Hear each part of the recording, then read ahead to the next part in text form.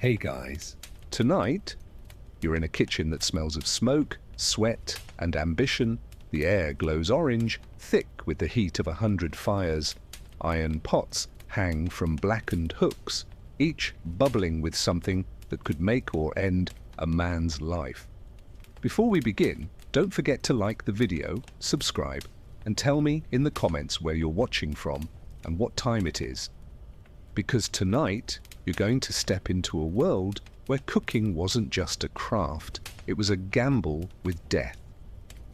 The year is somewhere between 1340 and eternity, and you stand inside the beating heart of a medieval castle, the Great Kitchen. It's louder than any battlefield, a chorus of knives, wood, and boiling broth.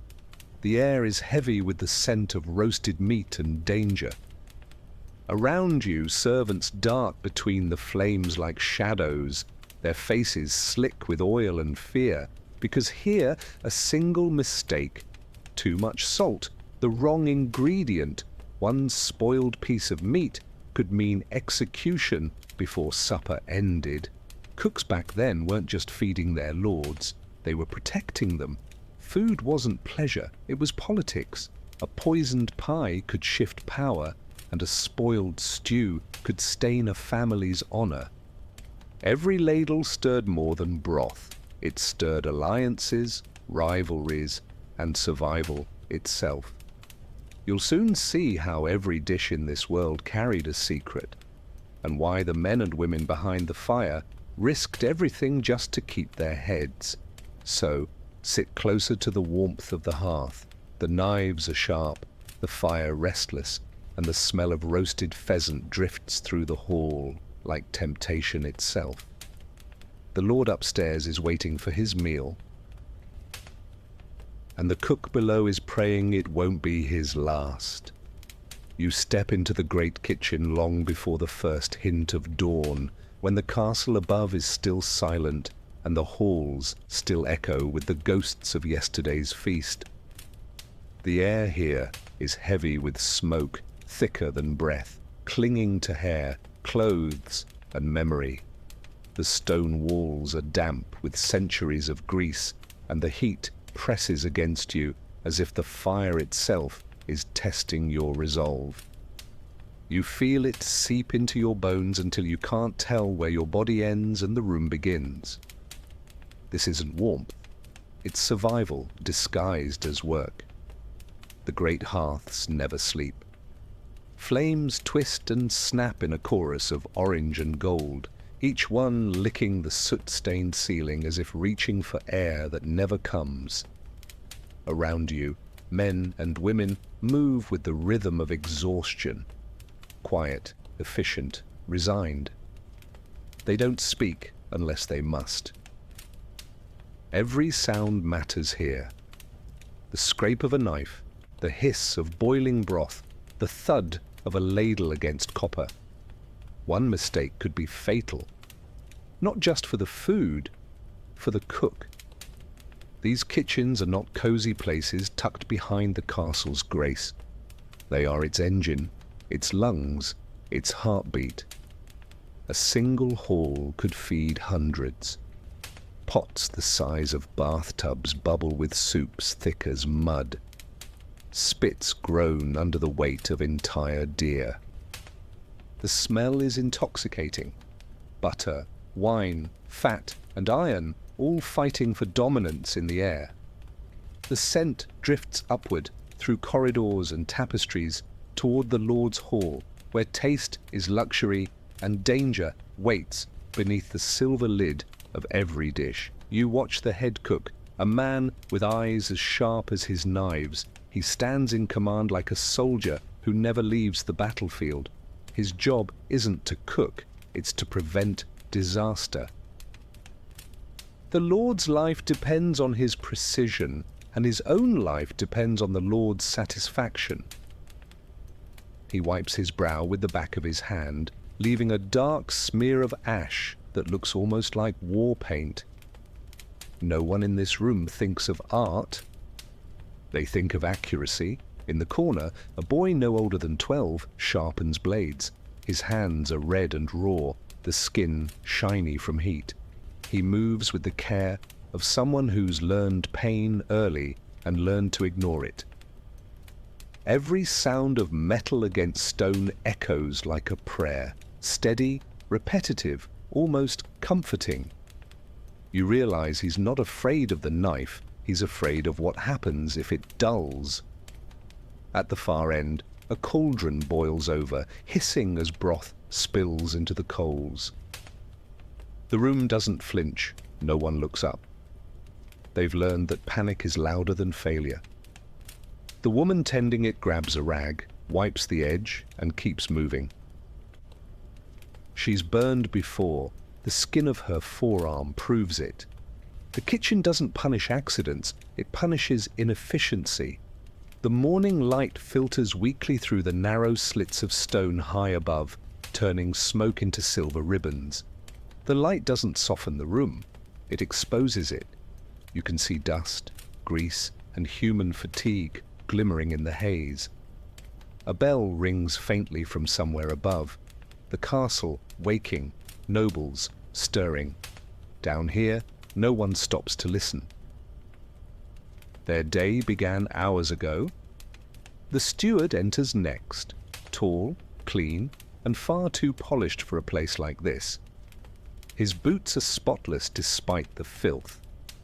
He reads from a parchment, announcing the menu as if declaring a military order. Roasted swan with orange glaze, honeyed pears, and venison pie in red wine. He doesn't look at the cooks when he speaks. He looks past them like they're part of the furniture. The room listens, nods, and gets back to work. As pots clang and knives flash, the air grows thick with the smell of onion, garlic, and searing fat. You close your eyes for a second and almost enjoy it, almost.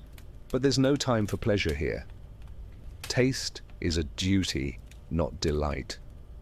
Above, your lord will dine surrounded by laughter and gold. Below, you'll stand in smoke and wait for news, approval, silence, or punishment. When the food finally leaves the kitchen, carried by trembling hands on silver trays, the room freezes. No one breathes. You listen to footsteps fading up the corridor. Seconds stretch. Then, a faint voice echoes back. The Lord is pleased. Only then does the kitchen exhale, quietly, as if afraid of being heard by fate. And before the relief fades, someone is already cleaning, chopping, stirring, preparing for the next meal that could end everything. The tester stands beside the Lord's table like a ghost in human form. His hands are steady, his eyes hollow. He doesn't eat for hunger or for joy. He eats to die if he must. He lifts the silver spoon to his lips, blows gently, and swallows. For a heartbeat, no one moves. The entire kitchen upstairs and down seems to hold its breath. Then he nods once. The sound of cutlery resumes. The king, or perhaps just a petty noble who imagines himself one, begins to eat. In the Middle Ages, food was never just nourishment, it was warfare. Poison was invisible power, the weapon of the clever, the desperate, or the betrayed. A meal could kill faster than any blade, and cooks stood closer to death than soldiers ever did. They prepared every dish knowing one wrong ingredient could end a dynasty, or at least their own heartbeat. That's why testers existed. Human shields disguised as servants, tasting doom in advance so the powerful could enjoy flavor without fear. You imagine what it must have felt like to be one of them. Every bite was a coin toss between life and loyalty. Some tasters survived years, others hours. There was no training, no glory, only obedience. Sometimes the tester was a cook himself, a man who had already proven trustworthy enough to die for his master. He'd stand beside the Lord at every meal, waiting silently for that subtle nod that meant he was still among the living. Poisoning wasn't rare, it was expected. Rival houses used venom as currency, spices hid bitterness well, honey masked the taste of danger. A single berry crushed into wine could erase a family name overnight. Entire wars were started by supper gone wrong. A cook who survived long in such times wasn't just skilled, he was strategic. He learned to smell deceit, to recognize powders, to wash herbs 3 times and pray each time differently. The kitchens of great courts hid their secrets behind locked chests and coded recipes. Only the head cook knew which ingredients came from which merchant, which jars were safe, and which could send him to the gallows. There were rumors of chefs who slept with the keys around their necks, of tasters bribed to pretend they'd tested something they hadn't. Trust was as fragile as porcelain, and in this world, porcelain always cracked.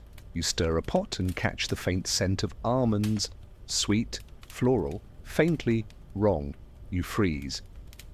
In today's world, it might remind you of dessert. In theirs, it meant arsenic. A single scent could ruin a man. You glance around. No one reacts. Maybe it's just the wine, maybe not. You look again at the taster, his throat moving as he swallows a mouthful of stew. He waits, eyes closed, for 10 long seconds. Then he breathes. You do too. Afterward, he wipes his mouth and walks away without expression. The room slowly exhales. The cook closest to you mutters a small prayer, not of thanks but of exhaustion. He doesn't thank God for safety. He thanks chance for indifference. The room begins to move again, knives flashing, pots bubbling, but the fear doesn't fade. It just becomes part of the rhythm, a background heartbeat you stop noticing until it stops. Later, you hear whispers. A lord's mistress died after supper. A visiting bishop fell ill from wine that smelled faintly of honey. Somewhere, a cook vanished before dawn, his apron still hanging by the fire. Everyone pretends not to notice. In a castle, rumor moves faster than rats, and truth is always the last thing caught. You realize this isn't a kitchen at all. It's a court of suspicion wrapped in the smell of roasted meat. Some cooks wore small charms under their sleeves, silver crosses, herbs tied in string, bones of saints, not for faith, but for luck. A blessing was just another layer of defense. They knew that even the cleanest spoon could betray them. Every prayer whispered into the fire was part apology, part insurance. If they died, at least heaven would know they tried. When the tester returns hours later, he sits alone by the kitchen door, pale but alive. His hand trembles slightly as he eats the leftover bread. The cook offers him a cup of water, and he takes it without looking up. You realize no one thanks him. His survival is not reward, it's expectation. Tomorrow, he'll taste again. You wonder if he'll ever enjoy a meal without listening for silence afterward. The cooks return to work, each one pretending not to imagine their own deaths served on silver plates. The fire pops. The smell of meat fills the room again. The tester wipes his mouth and leaves. The door closes behind him. For a long while, no one speaks. And then, as always, someone says softly, "Dinner for tomorrow." The kitchen wakes long before anyone else in the castle, but it is always the last to rest. You can hear life begin before light, the scrape of firewood, the soft whine of the bellows, the first crack of kindling catching. The cooks don't speak at first, they communicate through rhythm, A pot placed here, a knife slid there, the faint sigh of a door closing to keep the cold out. It's a kind of silent orchestra, one that plays the same song every morning and never gets applause. You can smell bread baking already, coarse rye and barley, heavy, dark, sustaining. Bread is more than food here. Its hierarchy made visible. The finest white loaves go to the Lord's table, light and soft, dusted with flour so fine it looks like snow. The middle loaves, coarser and darker, feed the knights and guests. The black loaves, made from whatever grain survived the rats, go to the servants, the guards, and finally the cooks themselves. You notice that even among those who make the food, rank decides who eats it. Hunger has manners in this world.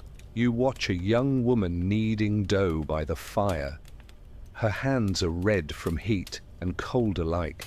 She doesn't measure ingredients. She feels them.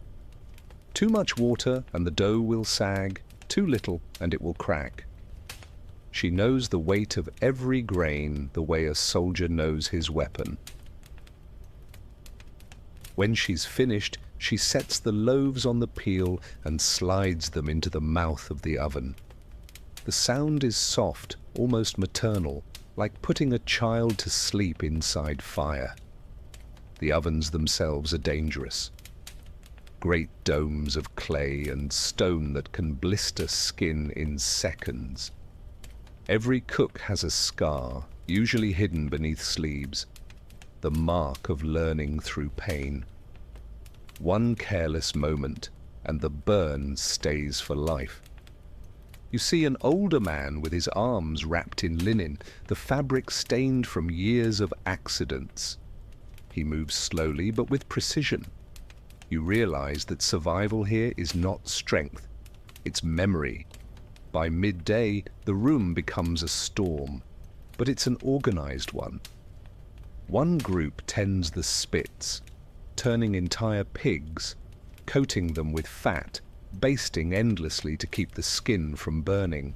Another works over cauldrons, stews of venison, onions, barley, and ale. You can hear the rhythm of spoons scraping the bottom to keep it from sticking. The sound is comforting, like breathing. The air grows thick, rich, alive, with smells that make your stomach turn in both hunger and exhaustion. Above, the great hall is already echoing with laughter. You imagine the nobles lifting golden cups, tearing bread, boasting loudly over the same meal you helped create. They will never know your name. The bread you burned, the roast you saved, the blisters on your hands, none of it matters once the plates are cleared. All that counts is the taste, and even that lasts only as long as their attention. Down here, you learn quickly that invisibility is safety, but invisibility has a cost. You eat what's left, scraps, bones, the broken crusts of the black loaves. The cooks gather at the end of the night in silence, seated on barrels or steps, picking at what remains. The food tastes of fatigue, yet they still laugh sometimes, quietly, as if laughter were an ingredient they refused to ration. You realize that in a place ruled by power, the small act of enjoying your own meal feels almost rebellious. Sometimes the kitchen dogs are better fed than the people. Nobles adore their hounds, sleek beasts that sit by the fire, waiting for bones carved from privilege. The cooks feed them with care. It's unwise to anger the animals of the powerful. You watch a boy toss a piece of meat to a dog larger than he is. The dog takes it gently, tail wagging, eyes kind. It's the only creature in the castle that eats without suspicion. And still, amid all the smoke and hunger, the work never stops. By the time the last plate is carried away, someone has already begun preparing for the next day, cleaning knives, salting meat, cooling broth for storage. Sleep comes in fragments, stolen between tasks. The kitchen has no true night. Its fire burns as if afraid of darkness itself. You feel that same fear settle in your chest, the fear of being forgotten if the flame ever dies. When you finally close your eyes, you still hear the crackle of the hearth in your head. It hums like a lullaby for the exhausted. Outside, the castle sleeps in silence, but down here, the coals glow faintly. The last witnesses of another day survived. You might imagine the medieval kitchen as chaos, but it was more like a kingdom within a kingdom, ruled, ranked, and rigid. The head cook was its monarch, the scullions its peasants, and everyone else fell somewhere in between. Each had a task so specific that failure by one could doom them all. The cook who carved meat never touched dough. The boy who cleaned knives never spoke to the woman who handled pastries. Division wasn't about efficiency, it was about control. The fewer things you touched, the fewer mistakes you could be blamed for. At the top stood the master cook, often trained in monasteries or royal courts. His knowledge was vast, part chemistry, part diplomacy. He knew how to combine flavors, but more importantly, he knew how to read people. A frown from a noble could end his career, a smile could make him untouchable. His authority in the kitchen was absolute, second only to the steward. To disobey him was to risk both job and limb. Beneath him were the saucers, specialists in creating sauces and gravies so rich they could hide the taste of nearly spoiled meat. They were both artists and liars, masking imperfection under beauty. Then came the roasters, who managed spits over open flame, enduring heat that could peel skin. After them, the bakers, who rose before dawn to prepare bread for every level of the household. And finally, the scullions, the invisible ones, scraping bones, scrubbing pots, cleaning floors blackened with ash. Their names were never recorded, but their hands built history. The hierarchy kept order, but also fear. Every cook knew who stood above and below them, and mistakes trickled downward like punishment through ranks. If the sauce curdled, it was the saucer's fault. If the fire burned out, it was the scullion's. Blame was as much a part of the menu as salt or wine. It kept everyone moving, careful, obedient. You could feel it in the air, that mix of tension and unspoken respect that only survival can teach. Women were rare in the main kitchens, though not absent. Some worked as bakers, others as pastry makers, positions that required patience more than strength. Yet even there, they walked carefully. A woman with too much skill could be accused of witchcraft, her success twisted into suspicion. If a pie rose too perfectly, it might be called a spell. If a stew never spoiled, someone might whisper of potions. It was safer to be good, but never too good. Discipline was constant. Cooks could be whipped for lateness, fined for waste, even imprisoned for theft. In some castles, the punishment for stealing food meant being tied near the kitchen fire for an entire day, close enough to feel the heat but not die from it. The irony wasn't lost on anyone, starved near abundance, punished with the thing that feeds. You can still almost hear the quiet resentment that must have lived beneath every obedient yes, master. Despite the cruelty, pride existed here too. To be part of a great household meant security, even status. A cook who pleased his lord could receive new boots, a coin, or a better place to sleep. Those were luxuries. Some even gained fame. Their recipes whispered across regions, their dishes imitated by lesser kitchens. But fame came with risk. When people know your name, they also know where to find you if someone dies at supper. You watch the master cook inspect his staff. His gaze is sharp, but tired. He doesn't see individuals anymore, only tasks, hands that chop, backs that bend, mouths that obey. Yet, behind his stillness, you sense fear too. For every dish that leaves the kitchen carries his name, and if one ever kills a noble, so will he. Leadership here isn't reward, it's exposure. As the day ends, the master cook tastes the broth simmering by the fire. He closes his eyes for a long moment, listening to the sound of boiling. It's the only sound he trusts. Consistent, predictable. When he opens them, he nods once, and the servants move again. The hierarchy breathes as one organism. You can feel it, this machine of people, fire, and fear, moving endlessly just to feed one table. The walls of the kitchen don't echo laughter, they echo survival.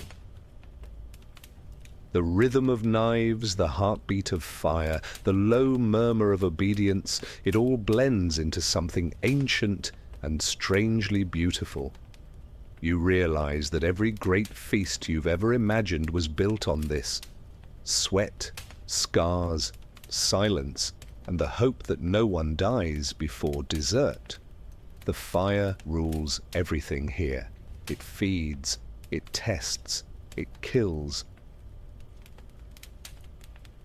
You feel it the moment you enter, the wave of heat that presses against your face, the sharp sting of smoke that clings to your throat like a warning. The cooks talk to it as though it's alive. They whisper to coals, poke gently at embers, plead for steadiness. A good flame means good fortune. An unruly one can end the night in ash and ruin. The fire doesn't care who serves it. It only knows appetite. The hearths of a medieval kitchen were massive, black mouths in stone walls, deep enough for a man to stand inside. Sometimes the flames roared so loud they drowned out voices. Sparks flew constantly, landing on sleeves, hair, or straw floors. Everyone here has scars, small maps of moments when the fire decided to remind them who's in charge. It's strange how quickly you stop fearing pain when it's routine. The smell of burnt cloth no longer alarms anyone. You watch a woman tending a spit. Her skin glows red from heat, her eyes watering from smoke, but her movements are calm and exact. She turns the iron rod every few seconds, each motion so small and perfect it looks choreographed. The fat drips and hisses, a steady rain of oil. Behind her, another cook sprinkles salt into the air, muttering something. Not a recipe, not quite a prayer. Some swear salt keeps bad spirits from the fire, that it stops flames from remembering flesh. Explosions weren't rare. Fat could ignite in seconds. Oil-soaked rags, loose hay, open barrels of ale. All hazards in a world without extinguishers. One spark and the kitchen could become a tomb. The cooks knew the sound of danger intimately. That low whoomph when air meets flame too quickly. They'd drop to the ground, cover their mouths, and pray the roof held. It usually didn't. Yet somehow the kitchens always reopened. The castle couldn't live a day without them. The fire gave warmth, but no forgiveness. A single burned dish could cost a life. Charred meat wasn't seen as accident, but insult. A message that the cook didn't care enough.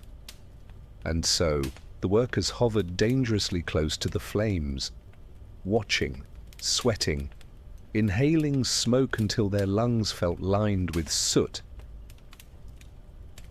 They learned to read color instead of temperature, to know the perfect shade of orange for boiling, roasting, or searing.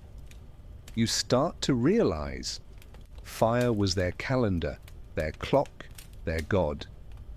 At night, when the nobles slept and only a few coals remained, the last cook on duty would sit by the hearth and listen. The fire crackled softly, almost thoughtfully. Some swore it whispered names, maybe the names of those who fed it too long. Others said the popping was laughter, a reminder that even destruction enjoys itself. You can almost hear it now, the low rhythm of warmth that sounds comforting until you remember what it took to earn it.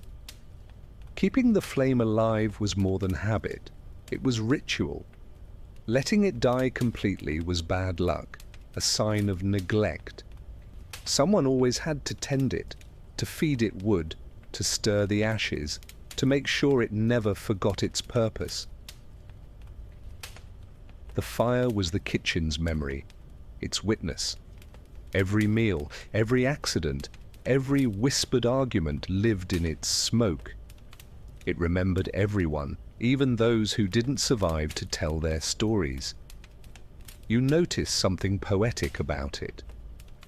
The cooks who lived closest to death were also the ones who created life. Warmth, nourishment, celebration. Fire was their tool and their punishment. The burns on their hands told a story of devotion so fierce it bordered on faith. You understand now why so many kitchens had saints' icons hanging near the hearth. It wasn't religion, it was diplomacy, peace offerings to a god made of flame. When the last coal fades, the cook finally exhales. He pokes the ash, watches it glow one final time, and whispers goodnight as if to an old friend. The fire doesn't answer, but the warmth lingers, heavy and familiar. It's a silent agreement. The flame will sleep, but not forget. Tomorrow it will return hungrier, and they will serve it again without question.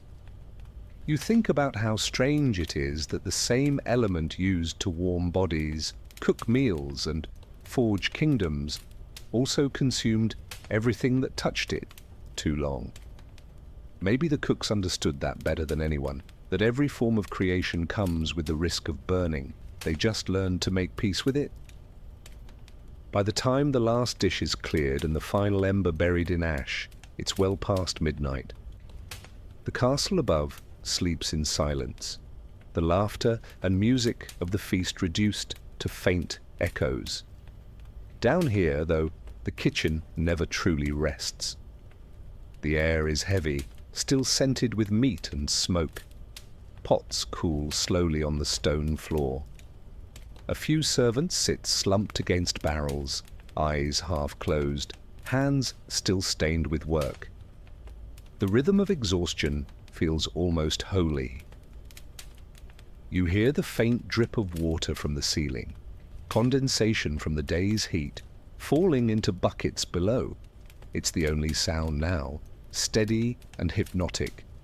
The cooks breathe quietly, their bodies swaying slightly, caught between sleep and duty. Even in rest, they remain ready. Someone might call for a drink, a snack, an unexpected craving from a restless lord. You never really sleep in service, you just wait for the next command. The scullions move like shadows, scraping plates, stacking them in piles taller than themselves. The sound of metal on stone fills the air, harsh but rhythmic. You watch as one of them wipes his brow with his forearm, leaving a streak of grease across his face. He doesn't notice. He doesn't care. His mind is somewhere far away, maybe home, maybe nowhere. He's young enough to still dream, but old enough to know better. The head cook stays last. He moves slower now, cleaning knives, checking stores, whispering to himself as he counts barrels of flour and salt. It's not paranoia, it's survival. Theft, even of scraps, is punishable by death. You can feel the weight of responsibility pressing on his shoulders, as heavy as any crown. He wipes the counter one last time, though it's already clean. Ritual keeps him sane. Order keeps him alive.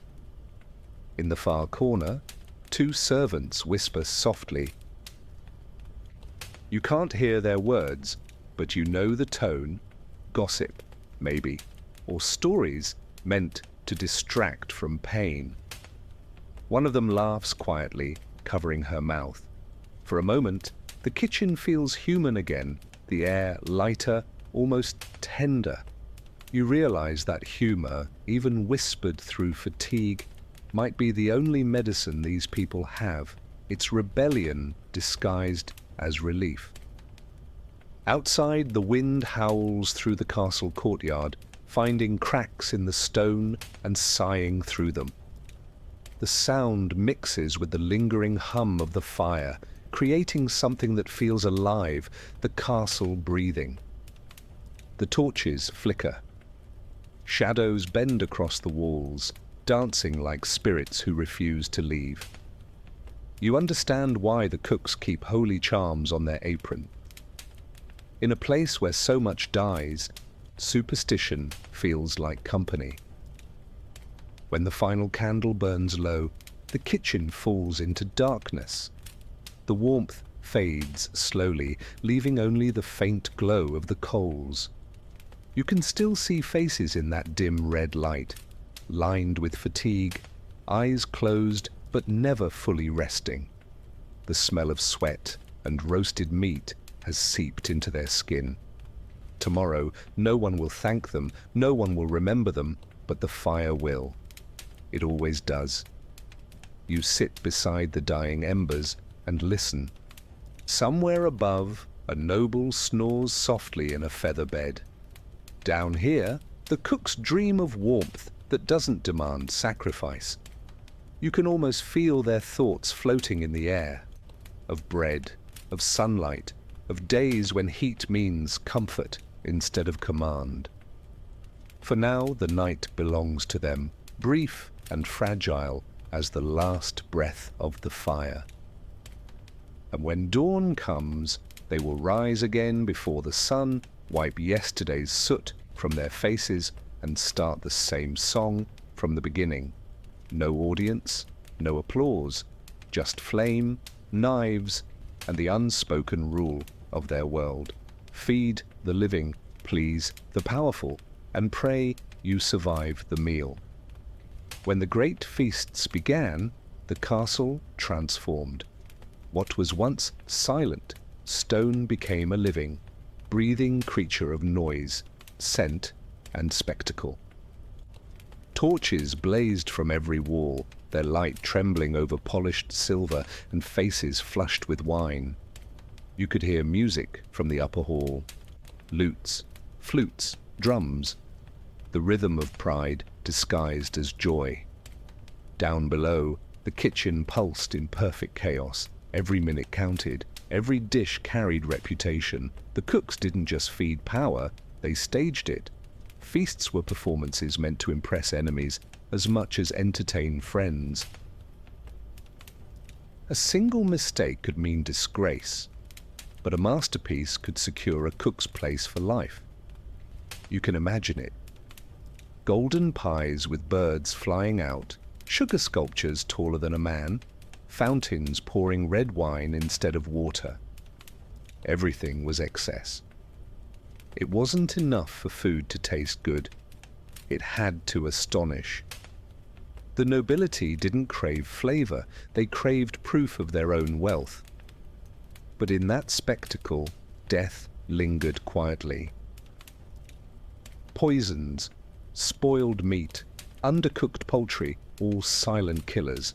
The cooks moved carefully, testing smells, watching colors, praying for consistency. Salt became both seasoning and salvation. Spices, worth their weight in gold, masked decay with perfume. You realize how thin the line was between beauty and danger. What dazzled the eyes might sicken the stomach. What impressed the lord could bury the servant. The hall above roared with laughter. You could feel the vibration of stomping feet through the stone floor. Down here, it sounded like thunder. The cooks barely looked up, their eyes red from smoke, hands trembling from fatigue. They didn't hear music, only orders, curses, and the hiss of meat over fire. It's strange how one meal can divide a world so completely. Celebration above, survival below. The head cook barked instructions in Latin, French, and whatever mix of curses the moment required. His words cut through steam like a blade. Servants rushed back and forth with trays, careful not to trip. Dropping a dish could ruin more than the evening. It could ruin a name. You start to sense the fear beneath the rhythm. Beneath the glamour of roasted swans and candied fruit lies something raw and human, exhaustion dressed as duty. When the dishes finally reached the hall, the kitchen went silent. Everyone waited. The taster ate first, as always. Then came the pause, indeed, that endless breath between life and punishment. A nod from the steward, a faint cheer from above, and suddenly the room relaxed again. It was relief, disguised as victory. You could almost hear the collective thought, "We live another night." Above, the nobles cheered and toasted to abundance. Below, a servant fainted from heat. Another slipped, burning his hand on the side of a pot. No one stopped working. The feast had to continue. You understand now why some cooks said they worked in hell for heaven's praise. The irony wasn't lost on them. Fire, hunger, and fear made gods of men and ashes of everyone else. When the meal ended, scraps came down, duck bones, crusts of bread, bits of fruit. The cooks gathered quietly to eat what was left, sitting on the cold floor near the dying fires. They didn't talk about taste.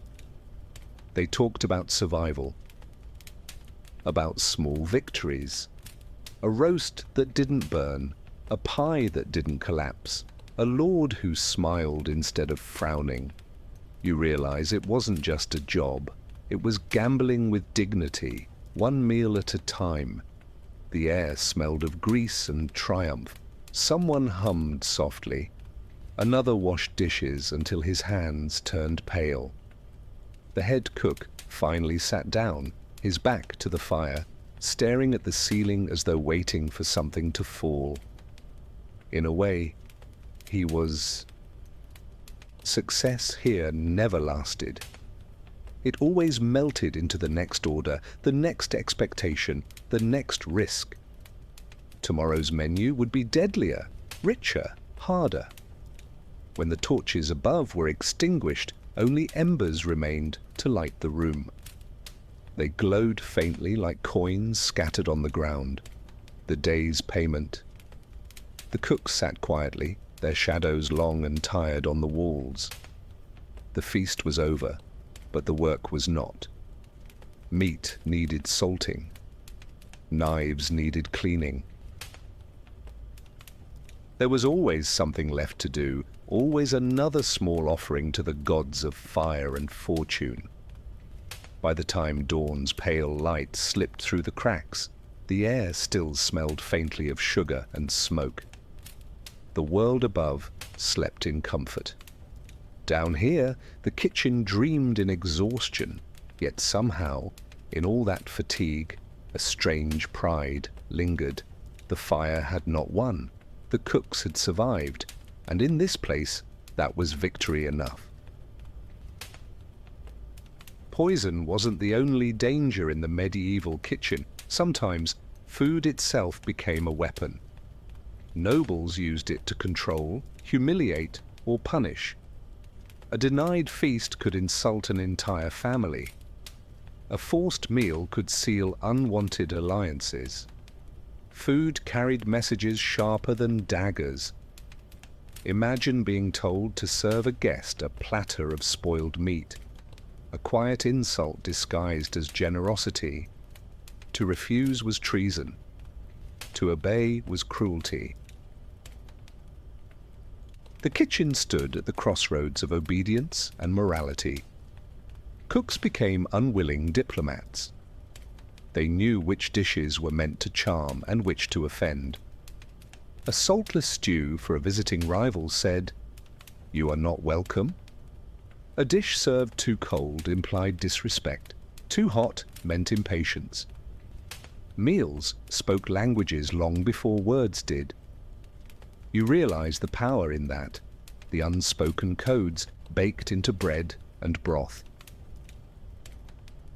It was politics made edible, and the cooks were its interpreters. Sometimes lords demanded theatrical cruelty. There are records of banquets where animals were roasted alive for entertainment, or pies baked with songbirds meant to flutter out when sliced. It sounds grotesque, and it was, but it wasn't just spectacle, it was dominance made visible. The powerful proved they could command not just men, but nature itself. You imagine how the cooks must have felt, hands trembling, eyes avoiding the cruelty they were forced to create. Punishments for failed dishes could be equally cruel. There are accounts of cooks beaten for sour wine, whipped for overcooked meat, even executed for serving the wrong plate to the wrong noble. Some kings were known to test loyalty through impossible demands. Make me snow in summer, or serve a peacock as bright as when it lived. The kitchen responded with desperate creativity. Sugar sculptures, colored glazes, trick illusions. Sometimes they succeeded. Sometimes they died trying. The strangest part. Nobles often admired the drama. They believed beauty justified brutality.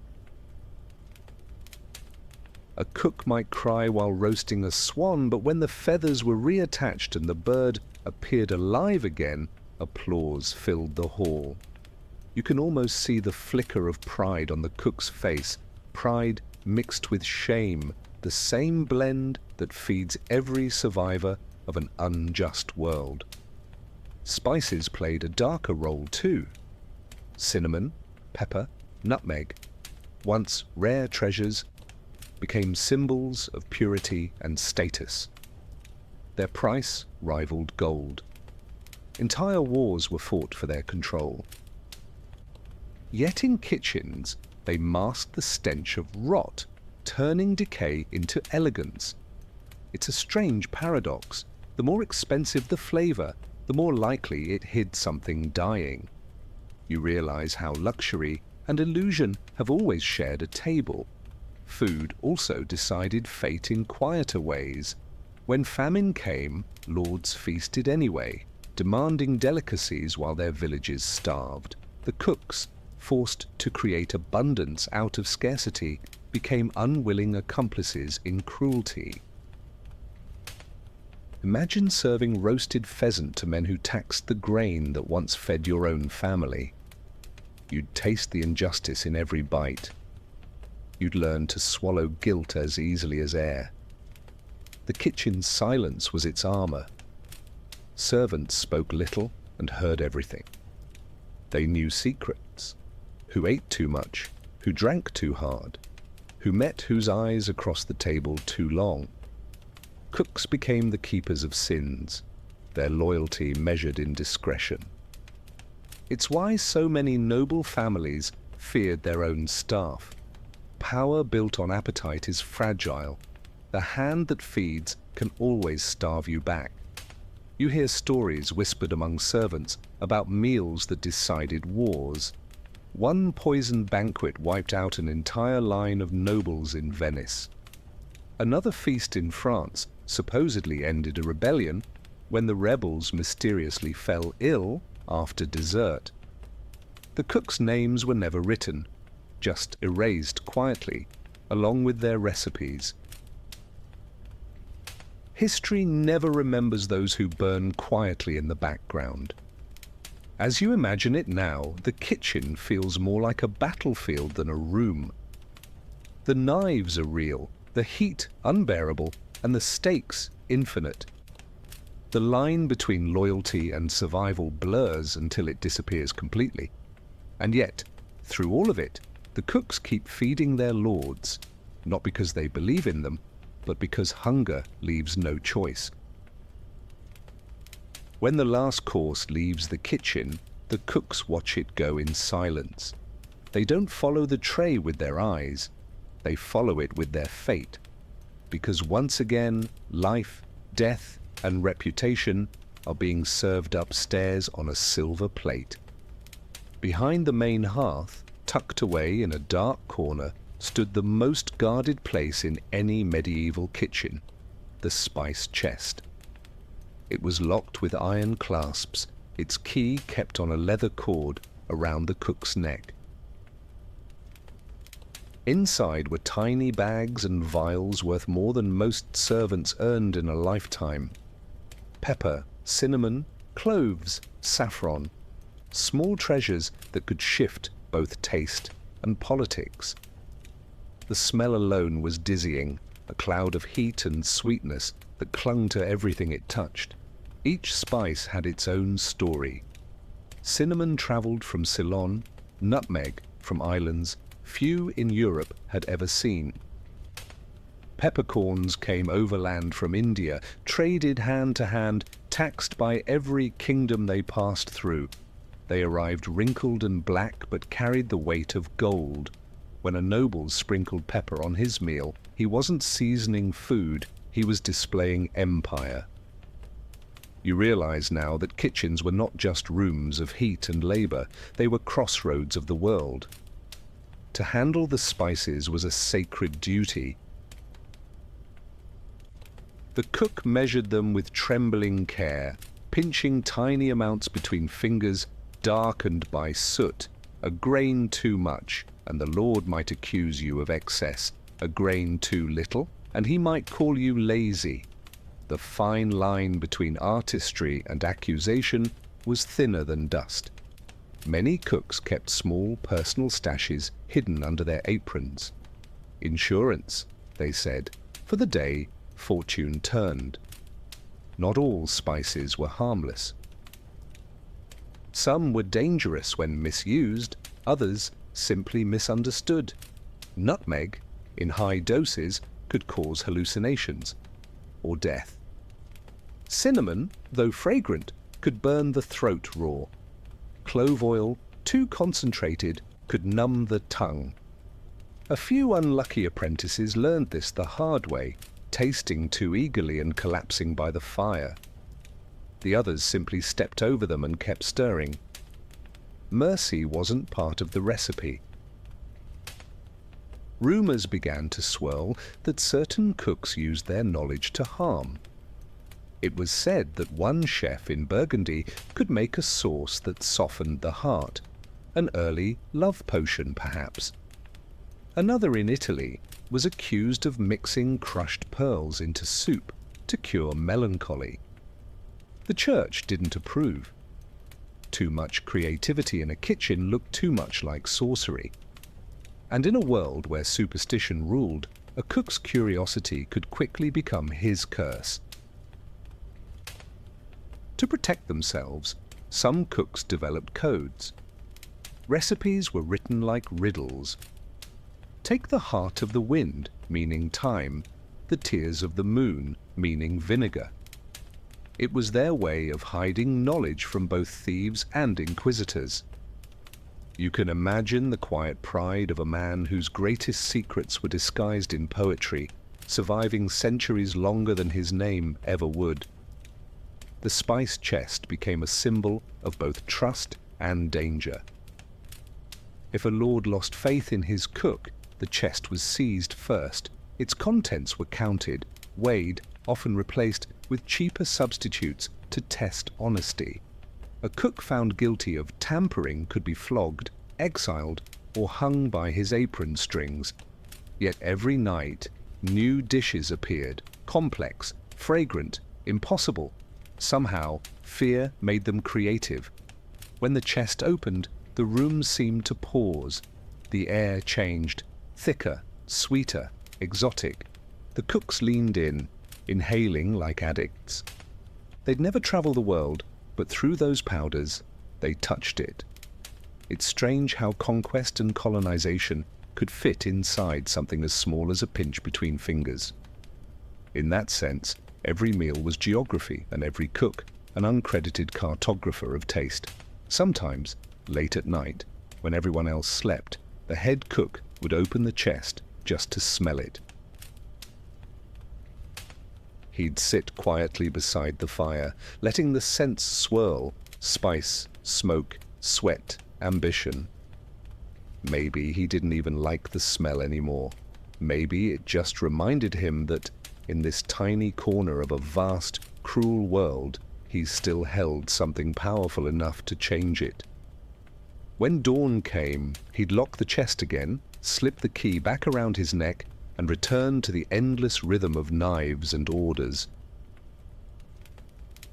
The treasures would wait, silent and patient, until the next feast demanded their magic. You realize that's what the medieval kitchen really was. Not just a place of hunger and fear, but of quiet power. Power hidden in jars, disguised as flavor. The church claimed to control men's souls, but it had opinions about their stomachs too. In the medieval world, eating was moral territory. Certain foods were holy, others sinful. The line between indulgence and damnation could be drawn across a dinner plate. Cooks, caught in the middle, had to balance not just taste and safety, but salvation. You can imagine the pressure of serving a meal that could offend heaven as easily as it pleased a lord. Meat, for instance, was sacred and dangerous. On Fridays and during Lent, it was forbidden. Yet the nobles still demanded luxury. Cooks had to invent false meats, fish shaped like birds, or vegetables molded into sausages. Some boiled eels in red wine so they'd resemble roasted beef. Others ground almonds into paste to mimic lard. It was deception as devotion, sin disguised as obedience. You realize how religion often inspired creativity, not purity. The church also banned certain ingredients believed to inflame lust or pride. Garlic, onions, and strong spices were said to excite the flesh. Sugar, when it became popular, was seen as dangerously addictive, too much sweetness for the body, too much pleasure for the soul. Priests warned that a man who sought luxury in food might soon seek it in other forms. Yet the wealthier the noble, the more forbidden flavors appeared on his plate. Morality has always been easier to preach than to practice. Some monasteries developed their own cuisines to avoid sin. They replaced meat with fish, butter with oil, indulgence with restraint. But even there, temptation crept in. The monks of Cluny, famous for their simple meals, reportedly drank so much wine that visitors accused them of bathing in it. The irony was almost divine. A vow of modesty rarely survived good harvests. For cooks in noble households, these religious rules became weapons in disguise. If a rival cook was suspected of breaking a fast, rumors could spread quickly: heresy, gluttony, witchcraft. The church's suspicion was a sharper blade than any in the kitchen.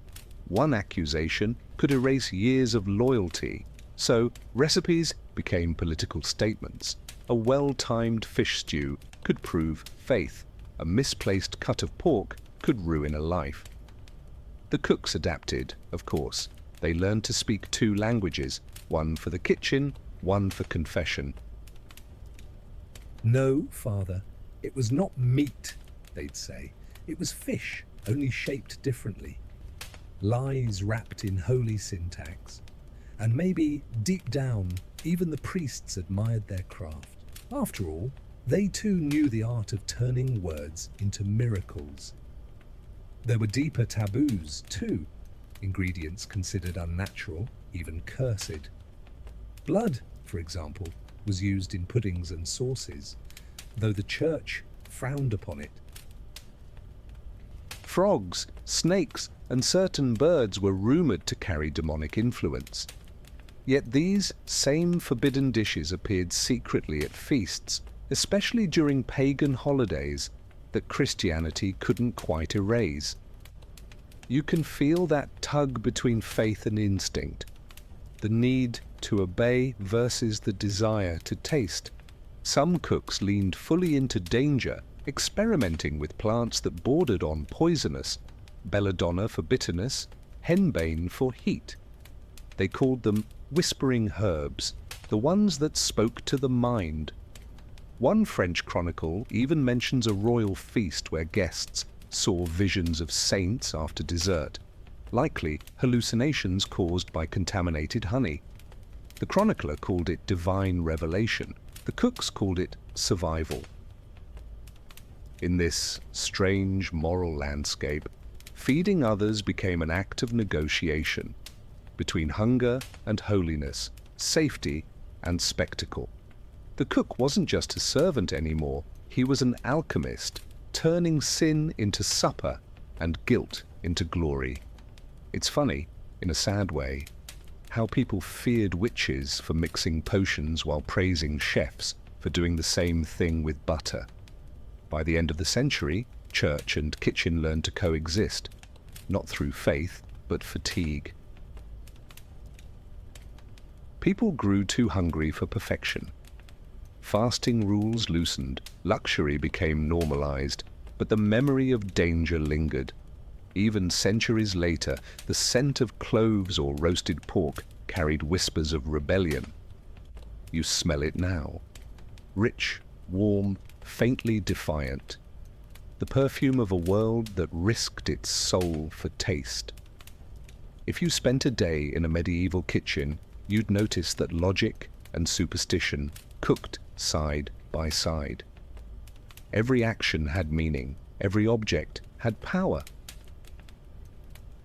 Cooks whispered to their knives, knocked 3 times on cutting boards before starting, and never stirred soup counterclockwise, not because it changed the taste, but because it offended the spirits of the fire. In this world, reason had limits, but fear had none. The kitchen wasn't just a workplace, it was a shrine to survival. Smoke itself carried omens. If it rose straight and blue, the meal would please the Lord. If it drifted sideways or thickened too soon, something dark was coming. Bad meat, bad weather, bad luck. Apprentices learned to read the fire the way priests read scripture. Listen to the hiss, an old cook might say. It tells you if the food's honest.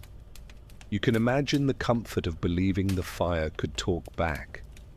When so much could go wrong, a whisper from the flames felt like guidance. Knives were treated like holy relics.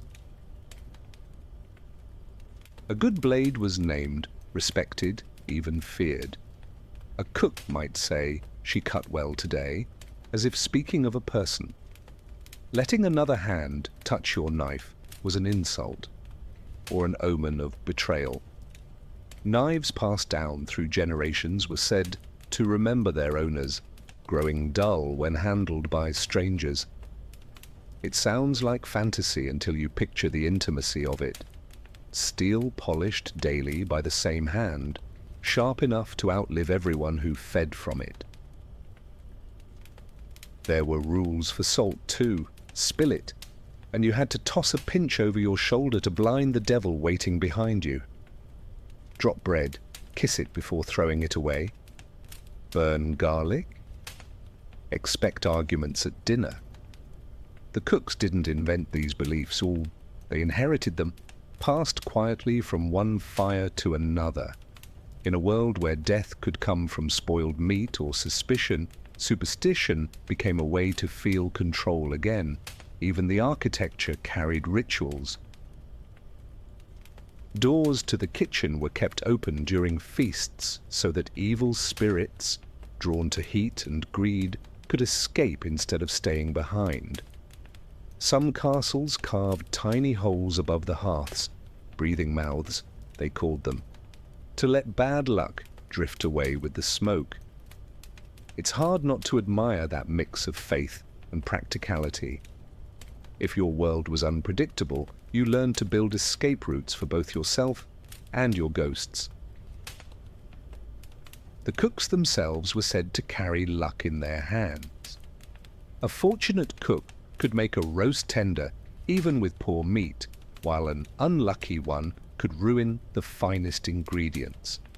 When a kitchen began to fail, too many accidents, too much sickness, they sometimes burned herbs and chanted psalms to reset the air. Science didn't exist yet, but intuition did. They knew that hope was as important as salt. Animals were part of the superstition too. Cats were both protectors and curses. A cat that lingered near the fire meant wealth to come. One that hissed and left meant death. Crows perched outside the kitchen windows were watched closely. 1 croak was warning, 2 meant gossip, 3 meant a visitor with bad intentions. These signs might sound ridiculous now, but imagine how it felt when every meal could decide a life. You'd listen to anything that promised survival. There were stranger beliefs still. Some cooks refused to work on Thursdays, claiming the devil cooked then too and didn't like competition. Others swore that whistling in the kitchen summoned spirits who spoiled food. A few whispered that if you dreamed of broken eggs, you'd spill wine the next day, and spilling wine was a sign someone would die soon. The logic doesn't matter. What matters is the rhythm of fear turned into ritual. Even the act of tasting held its own charm. Cooks dipped spoons and touched them to their tongues 3 times before approving a dish, not for precision, but for luck. Some murmured a short rhyme. Taste thrice, live twice. It wasn't prayer exactly, but close enough. It's what happens when belief becomes muscle memory. You do it not because it works, but because it feels wrong not to. By the time night fell, the kitchen would glow in flickers of orange and black, the air thick with superstition and smoke. Every movement felt rehearsed, every whisper weighted with meaning. You can almost hear the clatter of knives mixed with muttered blessings, the fire answering in crackles. It wasn't chaos, it was choreography, the ancient dance between skill and fear that kept the world fed and the cooks alive. When the head cook finally closed his eyes that night, his last thought wasn't of faith or reason, but gratitude. Not that the food pleased the Lord, but that the fire stayed kind. In this life, that was miracle enough. Stories in kitchens travel faster than heat. Between shifts, when the fires burned low and the air cooled to a breathable quiet, the servants told tales. Some true, some not, all believable. One story, whispered from Scotland to Sicily, was about a cook who dared to curse a king.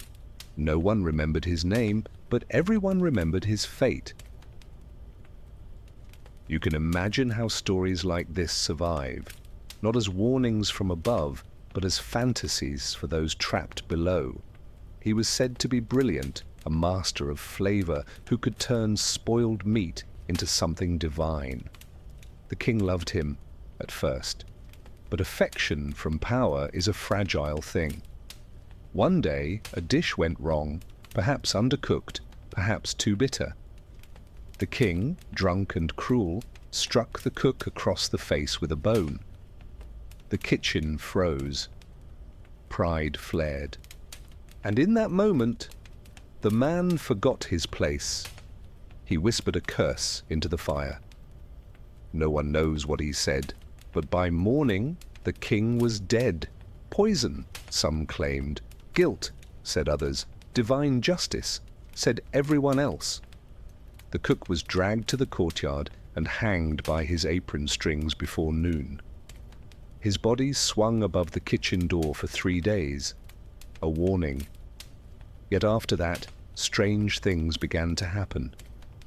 The fire wouldn't light. The bread refused to rise. The wine turned sour. The castle grew cold despite burning wood. They buried him quickly, but the curse lingered.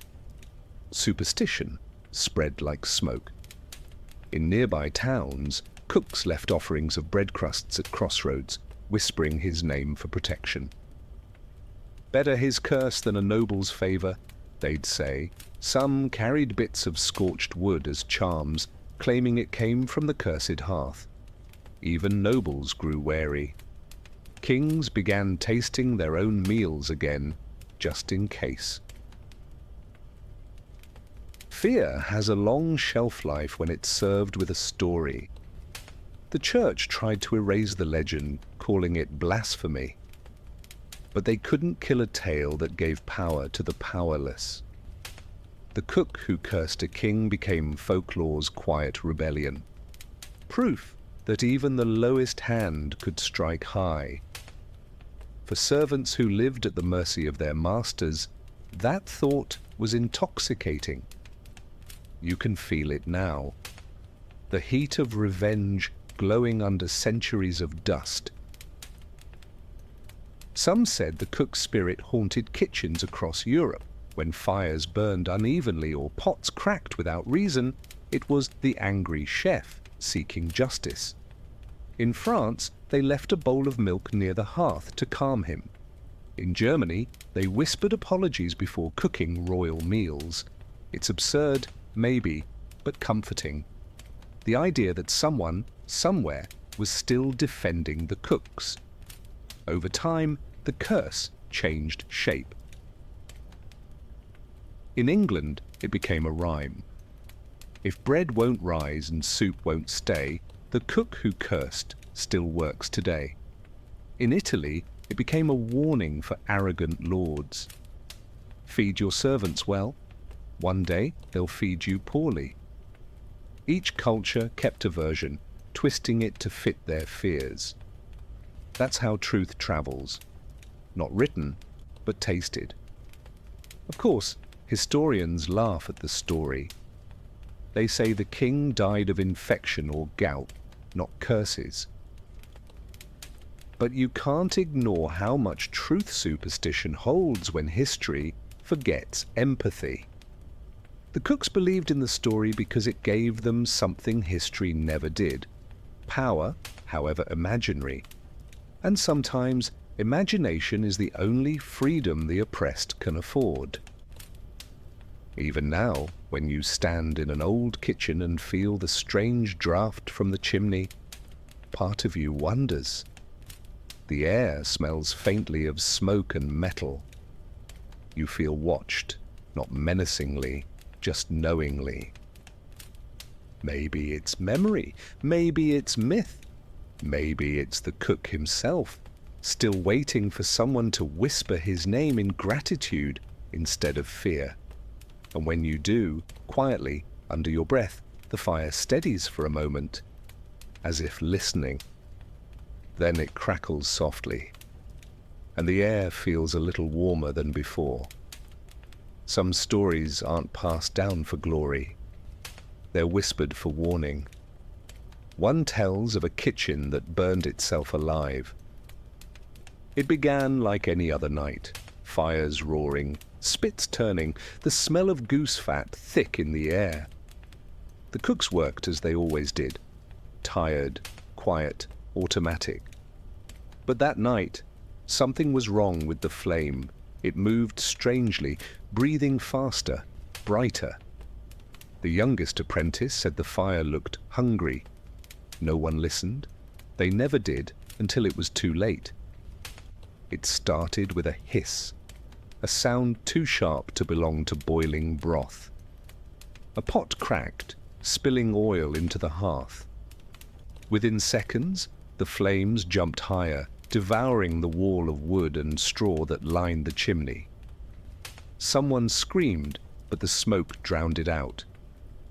The kitchen filled with heat, so intense it felt like a living thing. You can almost feel it.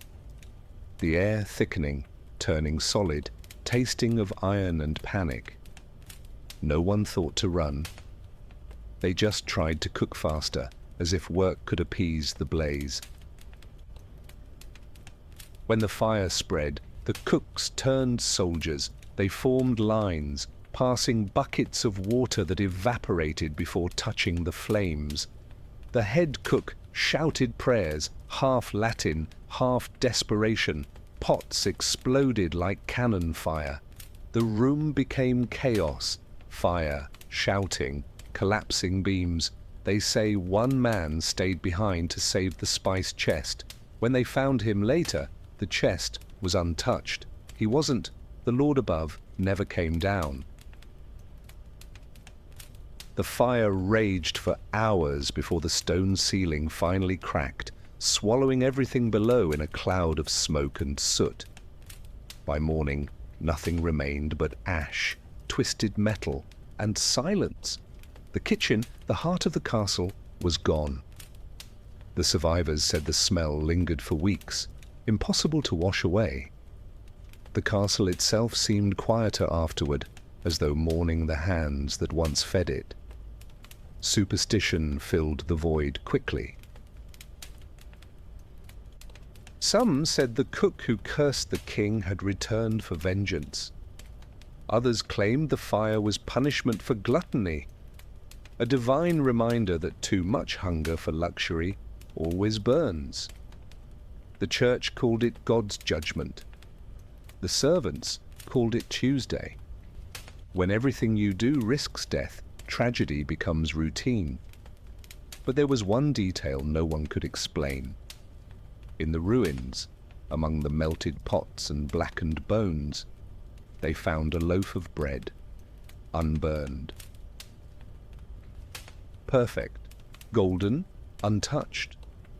It sat at the center of the devastation like a relic. The priests took it as a miracle, the cooks took it as a warning. Bread was life, and here life had refused to die with the rest. Some said it was a sign of forgiveness. Others said it was the fire's apology. The story spread through taverns and markets, growing with each retelling.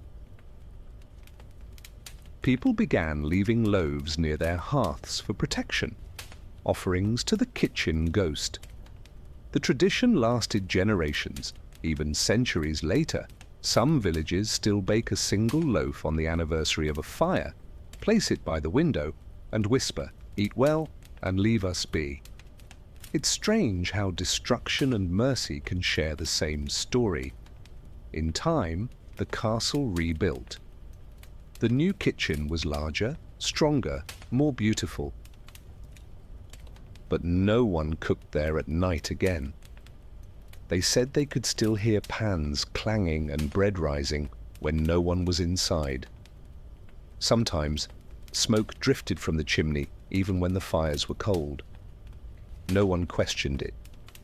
Fear had become a tenant, and the rent was respect.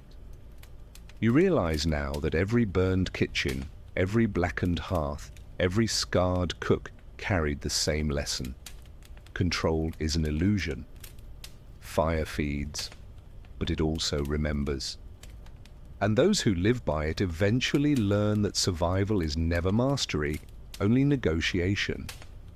The cooks who rebuilt didn't seek to tame the flame. They just learned to speak its language more softly.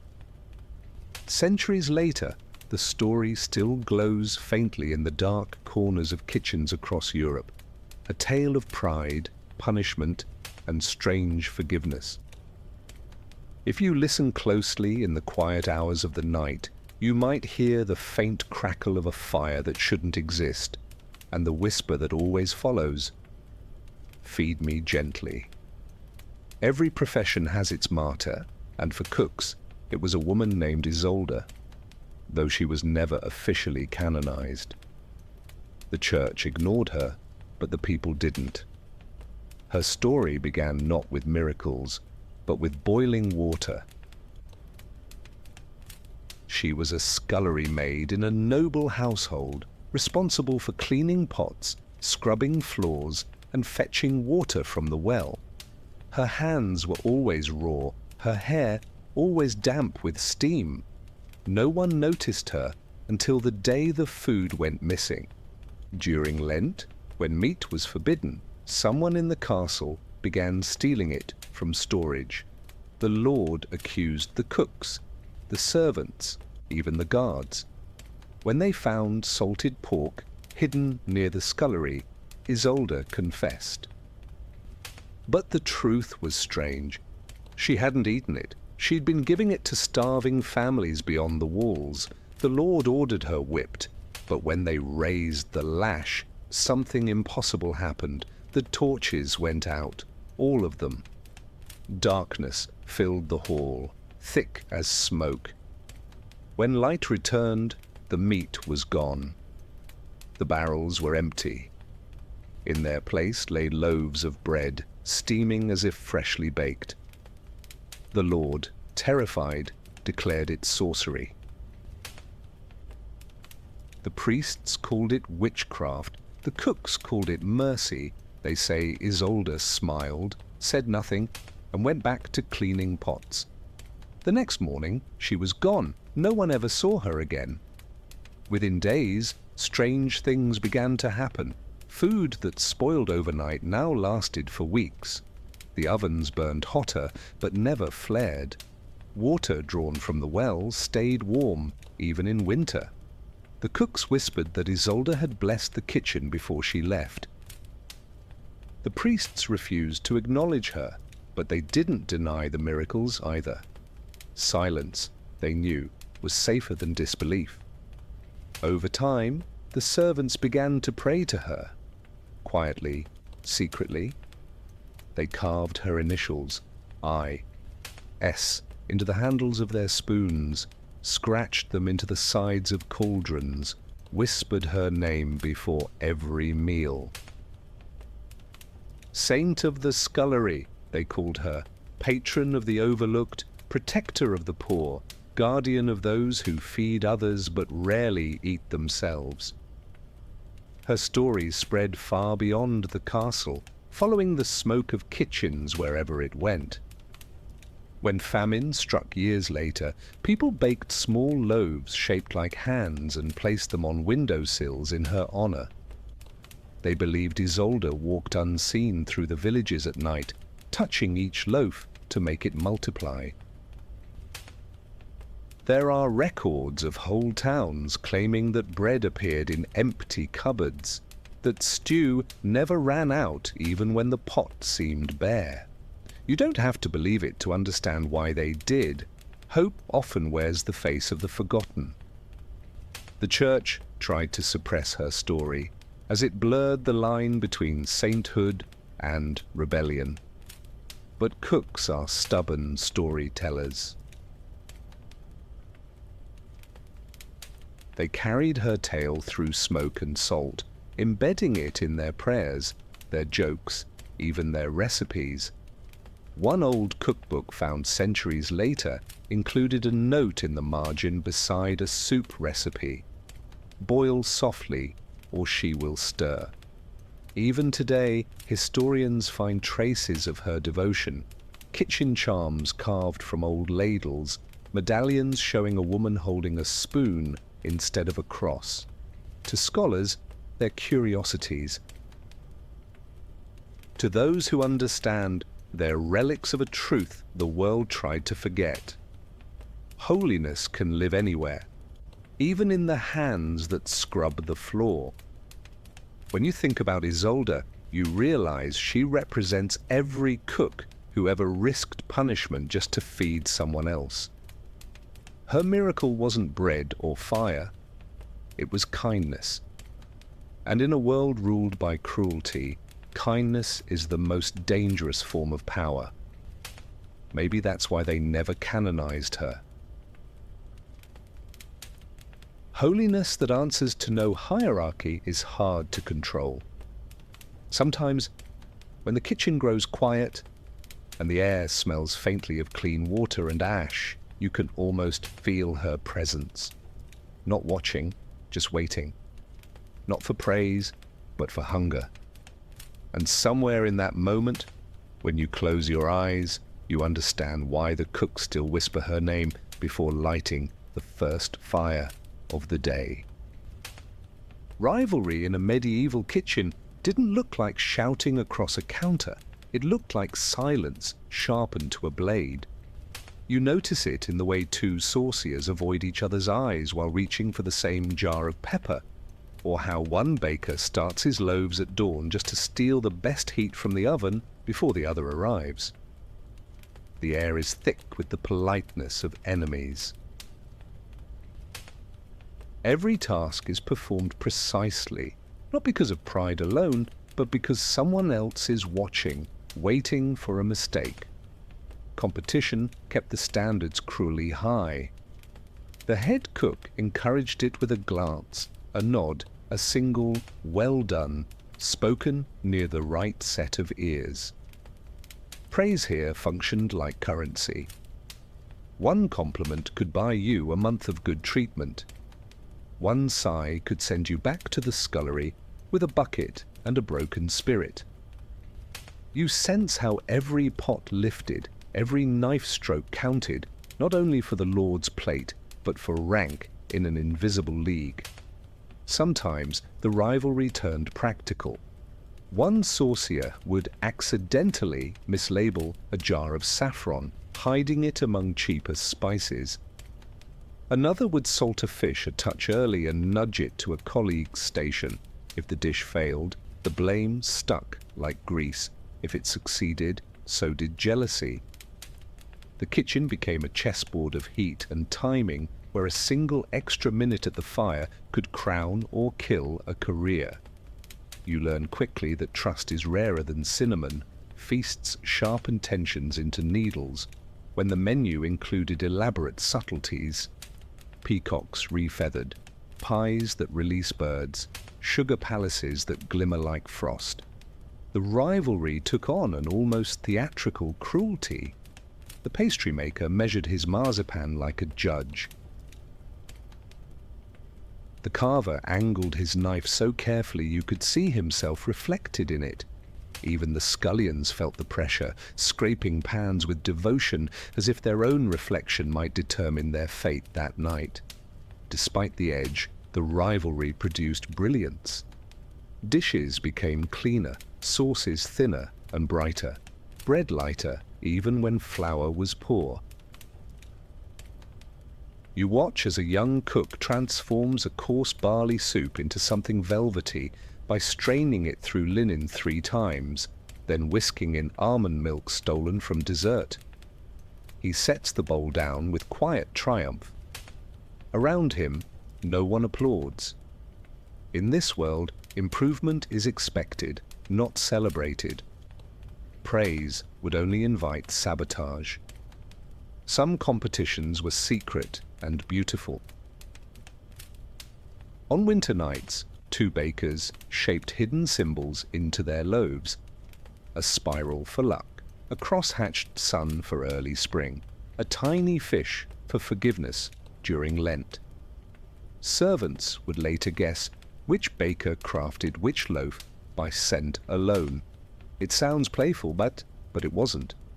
The correct guess might earn you an extra crust, the wrong one a reprimand. Even games ate hunger. The worst rivalries flourished when the Lord had favorites. A passing compliment at table could shatter months of fragile peace. The sauce was excellent, he'd say, and the kitchen would split into camps by sunrise. One cook rose and the other dimmed. The winning side grew louder, while the losing side grew precise, like a candle burning straighter just before it dies. You realize political tides were measured as much by taste as by treaty. There was rarely open sabotage. Accusations were too dangerous. Instead, rivalry expressed itself through the kindness of timing. One cook would forget to call for the bellows when another was roasting, letting the fire fall flat by a breath. Another would share the spice chest key and return it half an hour late. The harm was subtle, deniable, perfectly plausible. It taught everyone a brittle grace, to smile with lips, guard with hands, and forgive with nothing. Yet, on the rare occasions when disaster struck, the rivalry melted like fat in a hot pan, a bursting cauldron, a slip on wet stone, a sudden flare that bit someone's arm, and every rival moved as one. Knives were dropped, cloths plunged into water, hands pressed to wounds. The kitchen was a single organism once more, bound by the same enemy, the fire that feeds and punishes. For a few minutes, hierarchy dissolved into breath and heartbeat. After the crisis, rivalry returned, but softer. A small nod over a shared basin, a crust of bread pushed toward a trembling hand, a muttered "good work" that pretended to be nothing. You can feel how the kitchen learned to survive its own competitiveness by mixing it with reluctant tenderness. No one would admit it aloud. Their pride couldn't afford the admission. Their work couldn't afford the lie. At the end of long nights, when the last trays clattered home and the torches guttered, rivals often found themselves shoulder to shoulder at the same barrel, drinking the same thin ale, staring at the same cooling hearth. The silence between them was not friendliness, but recognition. They were mirrors, sharpened by the same blade. Without each other, they might be worse. Without each other, they might be dead. That's a kind of brotherhood the world rarely names. And by dawn, they were enemies again, brushing past each other like ghosts with clean knives, ready to prove their worth to a lord who rarely looked down. You sense the paradox that kept them alive. Rivalry manufactured excellence, and excellence kept everyone employed. Cruel, yes. Effective, painfully so. The food improved. The cooks endured. The fire waited, indifferent for its next lesson. Innovation in a medieval kitchen wasn't a luxury. It was a risk. A new idea could delight a hall and elevate a cook, or sour a stomach and end a career. You feel that tension whenever a hand reaches for an unfamiliar herb or a different wood for smoking. The smallest choice carried consequences. Changing the wood might change the heat, which altered the texture, which shifted the flavor, which altered the mood of men accustomed to command.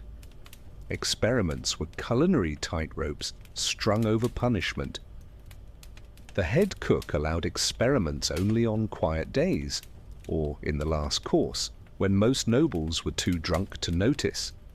He'd stand near the hearth with arms folded, watching a junior whisk egg yolks over gentle heat, whispering a prayer to keep them from curdling. A breath too hot, and the sauce turned grainy. A breath too cool, and it turned thin. The line between genius and mistake was thinner than the skin on warmed milk. Some ideas were stolen respectfully from travelers, a Venetian merchant's sweet sour syrup thickened with must, an Andalusian cook's almond and vinegar salsa, a Jewish baker's honeyed pastries braided like rope. These flavors weren't just new, they were political.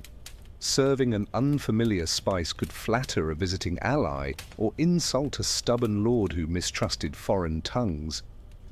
You realize how diplomacy sometimes rode to table on the back of a clove. Other experiments tiptoed toward danger. Thickening gravy with pig's blood for a richer sheen worked until the church's man sat nearby.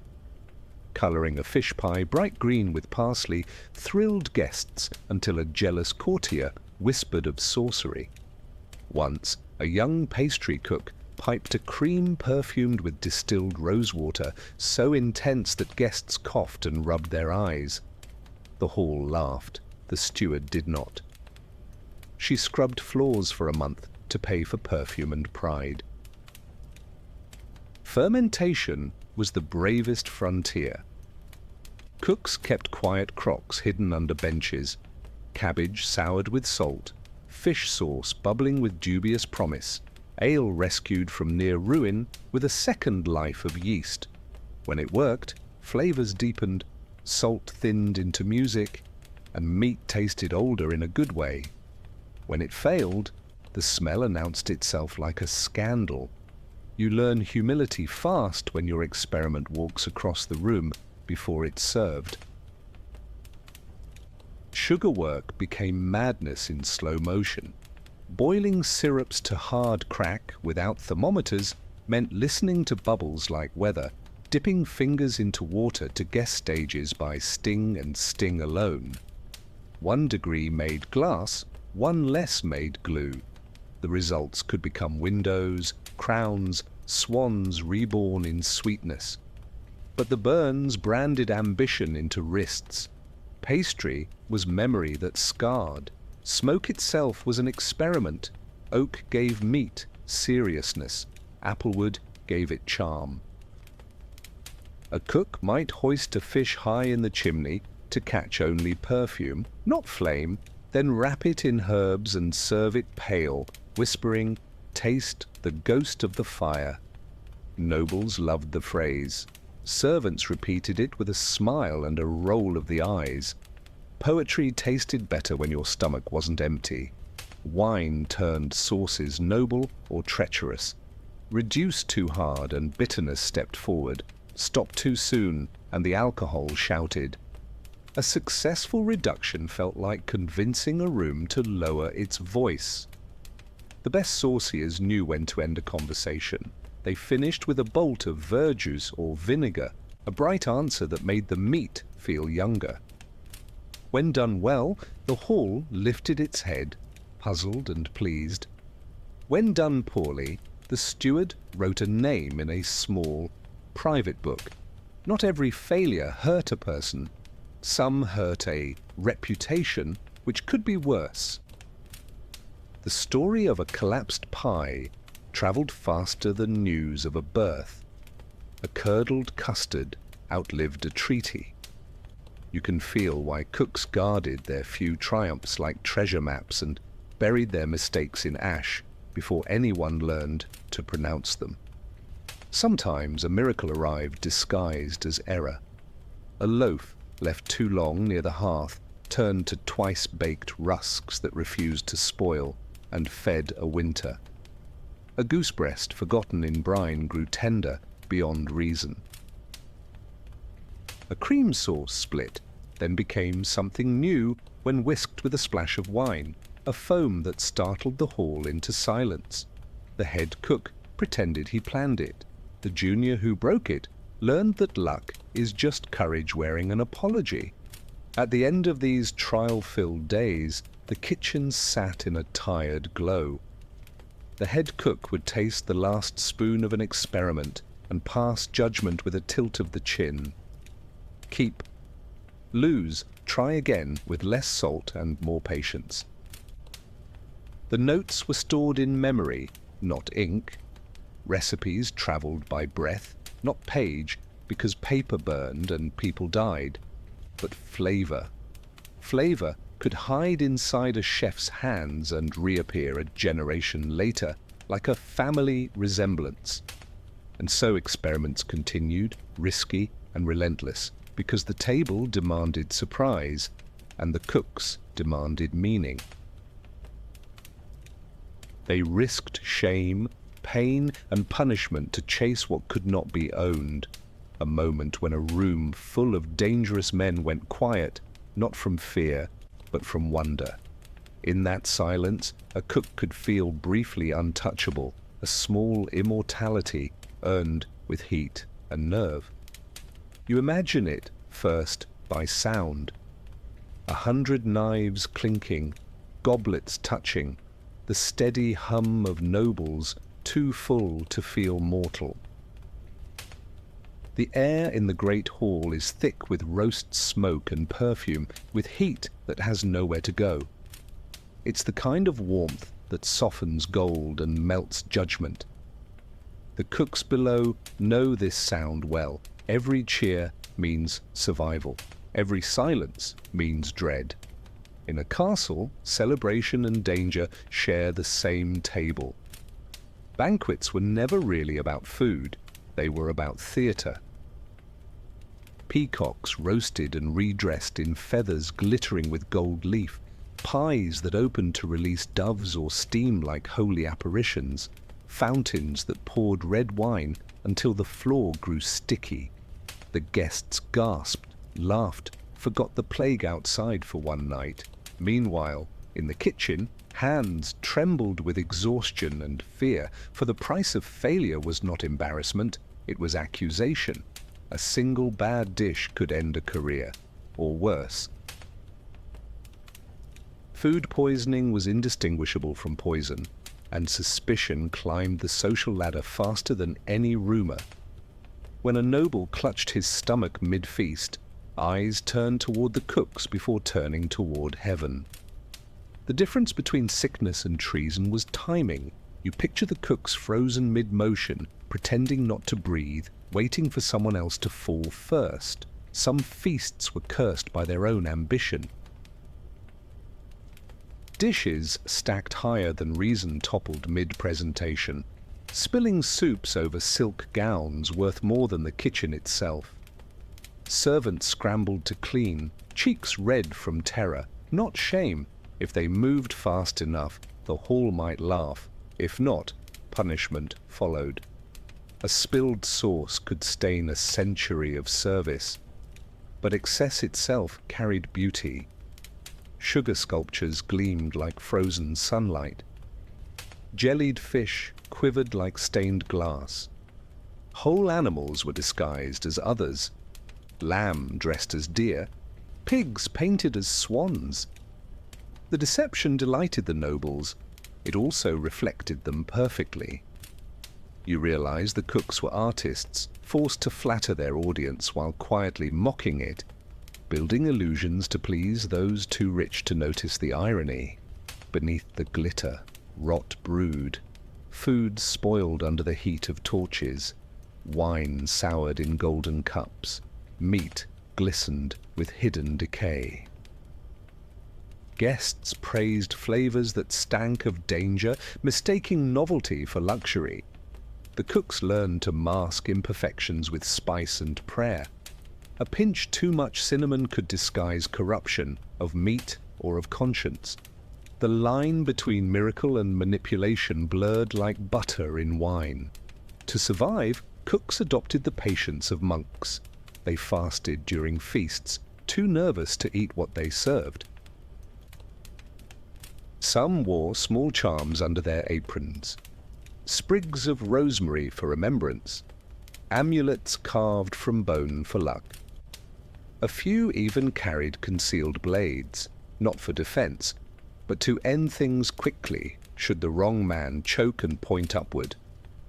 Fear, they learned, sharpens faster than any knife.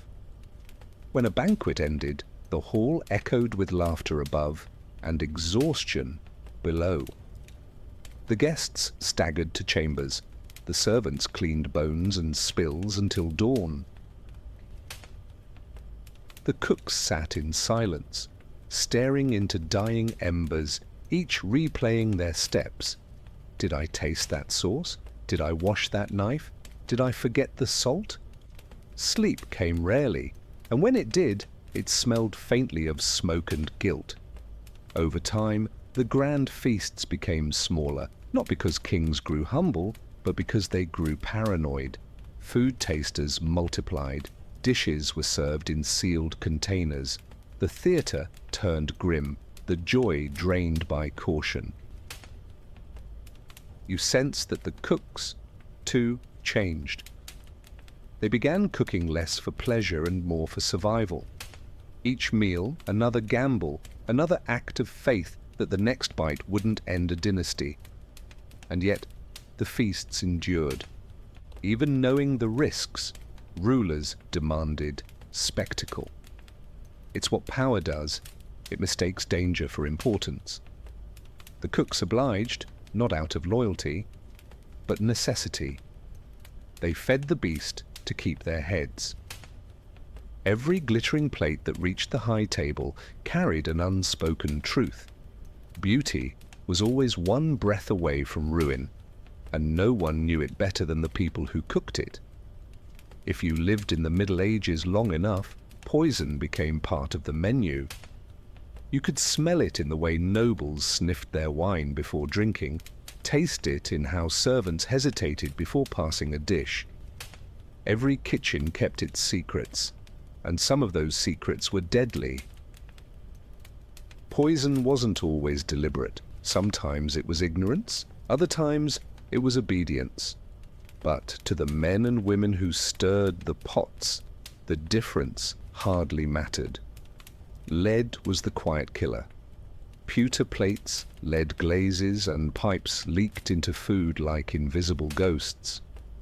A lord might praise the brightness of his favorite sauce, not realizing the shimmer came from his own future tomb. Cooks knew enough to suspect, but not enough to stop.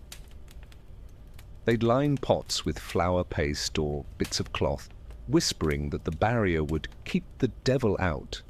Maybe it did for a while. Then there were the herbs. Sweet-smelling hemlock mistaken for parsley, deadly nightshade brewed by accident into herbal tonics, moldy grains that spawned hallucinations mistaken for visions. You picture a cook leaning over a bubbling pot, watching a strange color bloom across the surface, uncertain whether it's inspiration or doom. When the first spoonful reached the high table, all anyone could do was pray. Sometimes poison was art. Courtiers paid handsomely for tinctures that worked slow, a drop in wine today, a funeral next week. A skilled cook might be forced to prepare such mixtures without asking questions. Loyalty had a flavor then, metallic and sour. Refusal wasn't bravery, it was suicide, and so the hands that fed kings also buried them, quietly, behind polite recipes and careful silence. Yet even poison obeyed etiquette.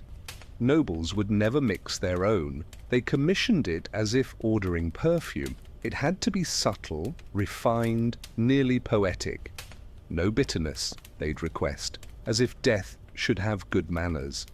Cooks, trapped in this absurdity, began developing antidotes just as delicately: honeyed milk, crushed mint, vinegar syrups. You realize that medieval culinary innovation was often born less from hunger than from fear. The fear was justified. Tales spread of entire courts struck down after a meal. Not by enemies, but by accident. Mushrooms gathered in twilight, stored too long near copper pans, released toxins that made kings tremble and priests vomit. When that happened, the kitchen was purged. The same hands that once served delicacies now dug their own graves. Justice, like seasoning, was rarely measured fairly. A few cooks survived by cunning. They learned to taste differently, not with tongues, but with eyes. They watched how ingredients reacted with air, how wine bubbled, how color shifted under fire. Some even tasted with fingertips, pressing a drop of liquid against the nail and waiting for the faint tingle of acid. These instincts saved them more than faith ever did. You admire that, the way knowledge hides in the body when books are forbidden. the line between healer and poisoner blurred. Some cooks doubled as physicians, using herbs to soothe pain and spirits to sterilize wounds. A mistake by one was a cure by the other.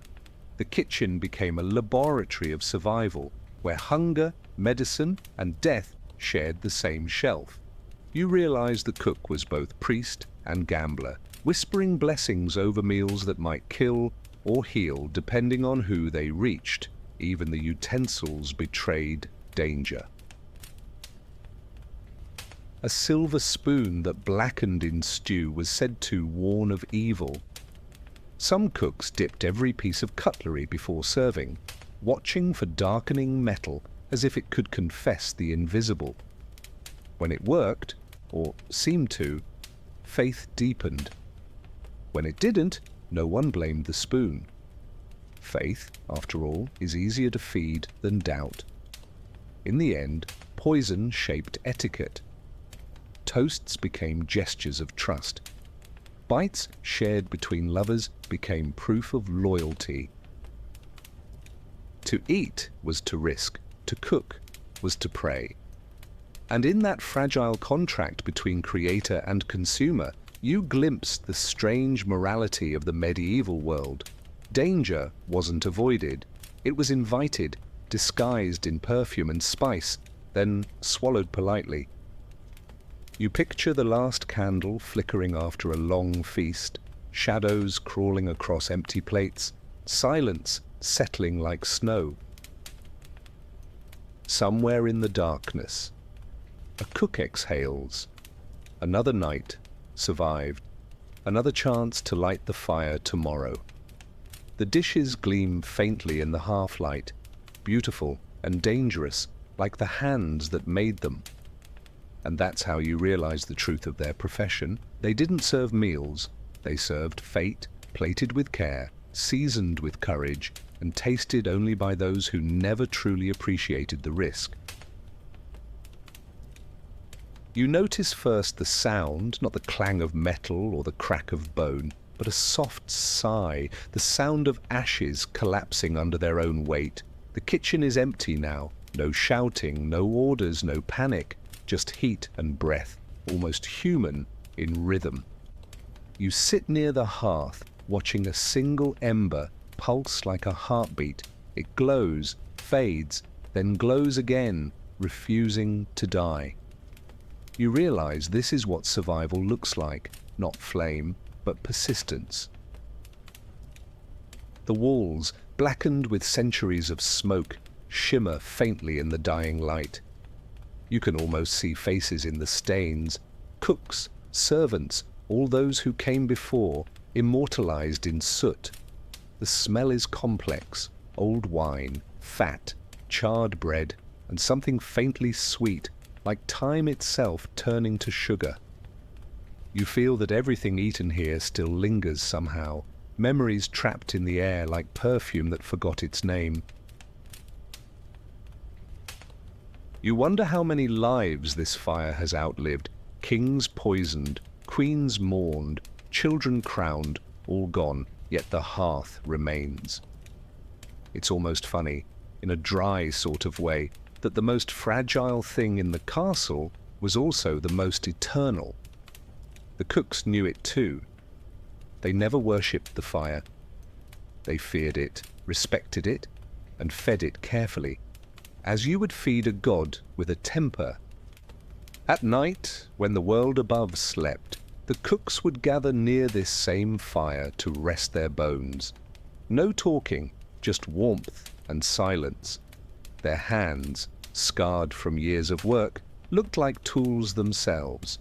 They'd sit with eyes half closed, not dreaming of freedom or reward, but of another dawn where they could still wake, still work, still live.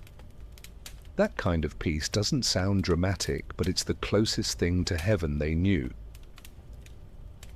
Sometimes, one of them would reach for the poker and stir the coals, not to make heat, but to hear the sound, that quiet rush of sparks rising into darkness. It reminded them that even smoke has direction. You can almost feel the comfort in that thought, that even what fades leaves a trail behind. When the castle above hosted laughter and music, the kitchen below hummed differently. A low note, steady, patient, almost holy. The cooks never saw the faces they fed, only heard distant echoes of joy or anger filtered through floors of stone. But they understood their purpose without needing names. Their art existed in secret, their devotion anonymous, their worth measured in silence. You imagine a young apprentice watching that same ember, wondering if it ever truly went out. Maybe it didn't. Maybe every fire lit afterward borrowed its spark from this one, carried across generations in torches, in bread ovens, in candles trembling beside dying cooks.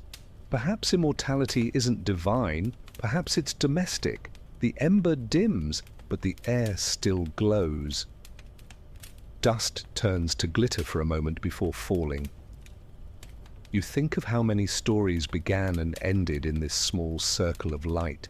Births, deaths, feasts, famines, all reduced to warmth and breath. And in that reduction lies the beauty of it. Everything magnificent ends the same way. Quietly, gently, almost kindly. You start to hear new sounds now. Wood settling, air moving through the chimney, the heartbeat of the building itself. The kitchen isn't dead, it's dreaming. You understand why so many old cooks refused to leave their posts even when their hands failed them. To step away from the fire was to step away from meaning. They didn't cook for kings. They cooked for continuity. When dawn finally touches the walls, the light looks unfamiliar. Too clean? Too modern? You realize the world above has changed, but down here, time stayed loyal. The ember flickers one last time, as if bowing before sleep. You breathe in the last trace of warmth and think. Every meal ever made began with this. A small, stubborn light that refused to give up. The smell of bread is older than language. It reaches you before thought, before words, before logic. In this quiet kitchen, the last loaf cools on a wooden table, crust crackling softly as it breathes. You notice how even silence has texture here. Flour dust floating in the air like ghosts of forgotten mornings. Someone kneaded this dough hours ago, maybe centuries ago, and their hands are still here in shape, if not in flesh. Bread was the first comfort, and the last. It united the rich and poor, the cruel and kind, the king and the cook. No one escaped its necessity. You imagine a servant sliding loaves into a stone oven, her breath visible in the cold, her heartbeat sinking with the rhythm of the paddle.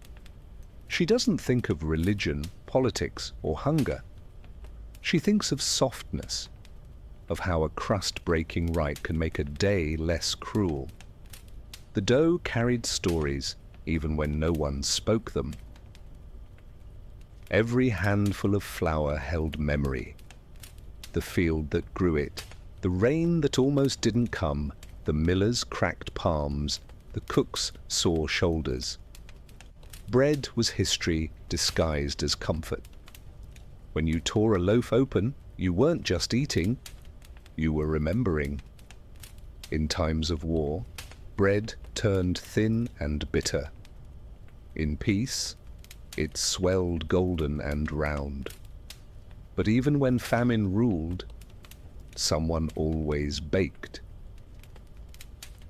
You can picture it, a crust made from ground bark, from roots, from hope itself. People survived not because bread filled them, but because it reminded them that survival was still worth tasting. Cooks guarded their starters like relics. A living yeast passed down through generations, fed daily like a pet. Some families gave them names: Old Mother, Little Cloud, Saint Crust. The dough connected past to present more faithfully than prayer ever did. If a kitchen caught fire, someone would risk death to save the starter. In a sense, that jar of life was the family's true heirloom. Monasteries treated bread as sacred proof of order. Bakers rose before dawn, weighing flour by candlelight, timing their movements by bell. Their silence wasn't discipline, it was devotion. They believed the bread carried holiness not because of blessings, but because it was honest. It transformed by work, not miracle. You realize there's something deeply spiritual about that kind of labor. For medieval cooks, bread was more than food. It was currency. Servants were paid in loaves, priests in grain. Bread meant survival, status, and forgiveness all at once. To deny someone bread was a sin. To share it was redemption. You think of how the word companion literally means one who shares bread. That's how powerful it was. Friendship baked into vocabulary. In noble kitchens, bread became decoration, sculpted into towers, animals, even ships, brushed with egg yolk and gold to impress the guests. But for the cooks, the beauty was never in the shape. It was in the smell, that perfect moment when crust meets air and memory becomes hunger. No artist could paint it, no poet could trap it, yet every baker understood it perfectly. There's a superstition that if bread cracks while cooling, it means someone you love is thinking of you. You smile at that, a soft superstition for a hard world.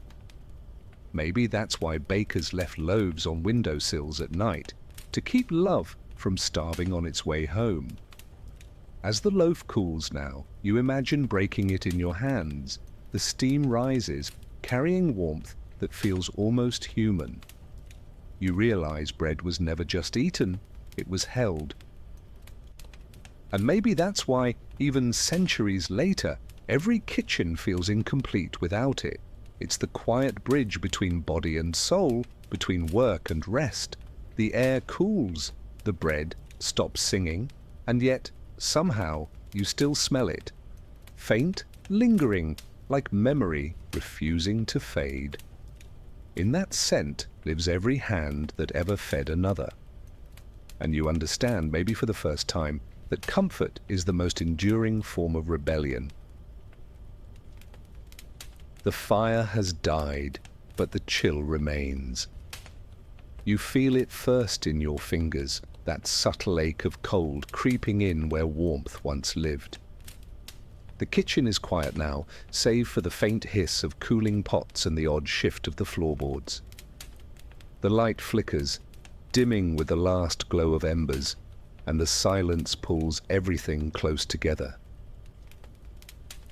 The warmth of the day is gone, leaving only the sharp edge of night, like the scent of winter, seeping through cracks in the walls. Hands, now stiff from the cold, grasp at wood and stone with a force that feels unnatural. The air feels colder the longer it lingers. The young cook next to you, his breath visible with each exhale, moves slower now. The fire may be gone, but the work never ends. There is something beautifully tragic in the way the kitchen demands devotion, how it asks you to give and give, never quite allowing rest. You wonder how many hours he's spent with his hands deep in cold water, scrubbing metal, until they've become part of the stone itself. When the night falls like this, the kitchen becomes a prison of necessity. There is no escaping the smell of burnt bread, of grease absorbed into wood. The once comforting scent now feels heavy, suffocating. You realize it's not the fire you crave now, it's warmth the kind that doesn't need to be earned, the kind that doesn't demand blood.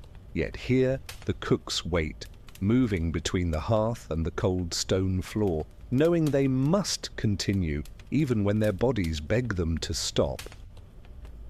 At times like this, you watch a cook pause, his eyes closing for a moment, not in sleep, but in a prayer. Not for strength, but for endurance. He's not asking for miracles. He's asking for time to stretch long enough for him to get through the night, to feel just a moment of peace before tomorrow begins again.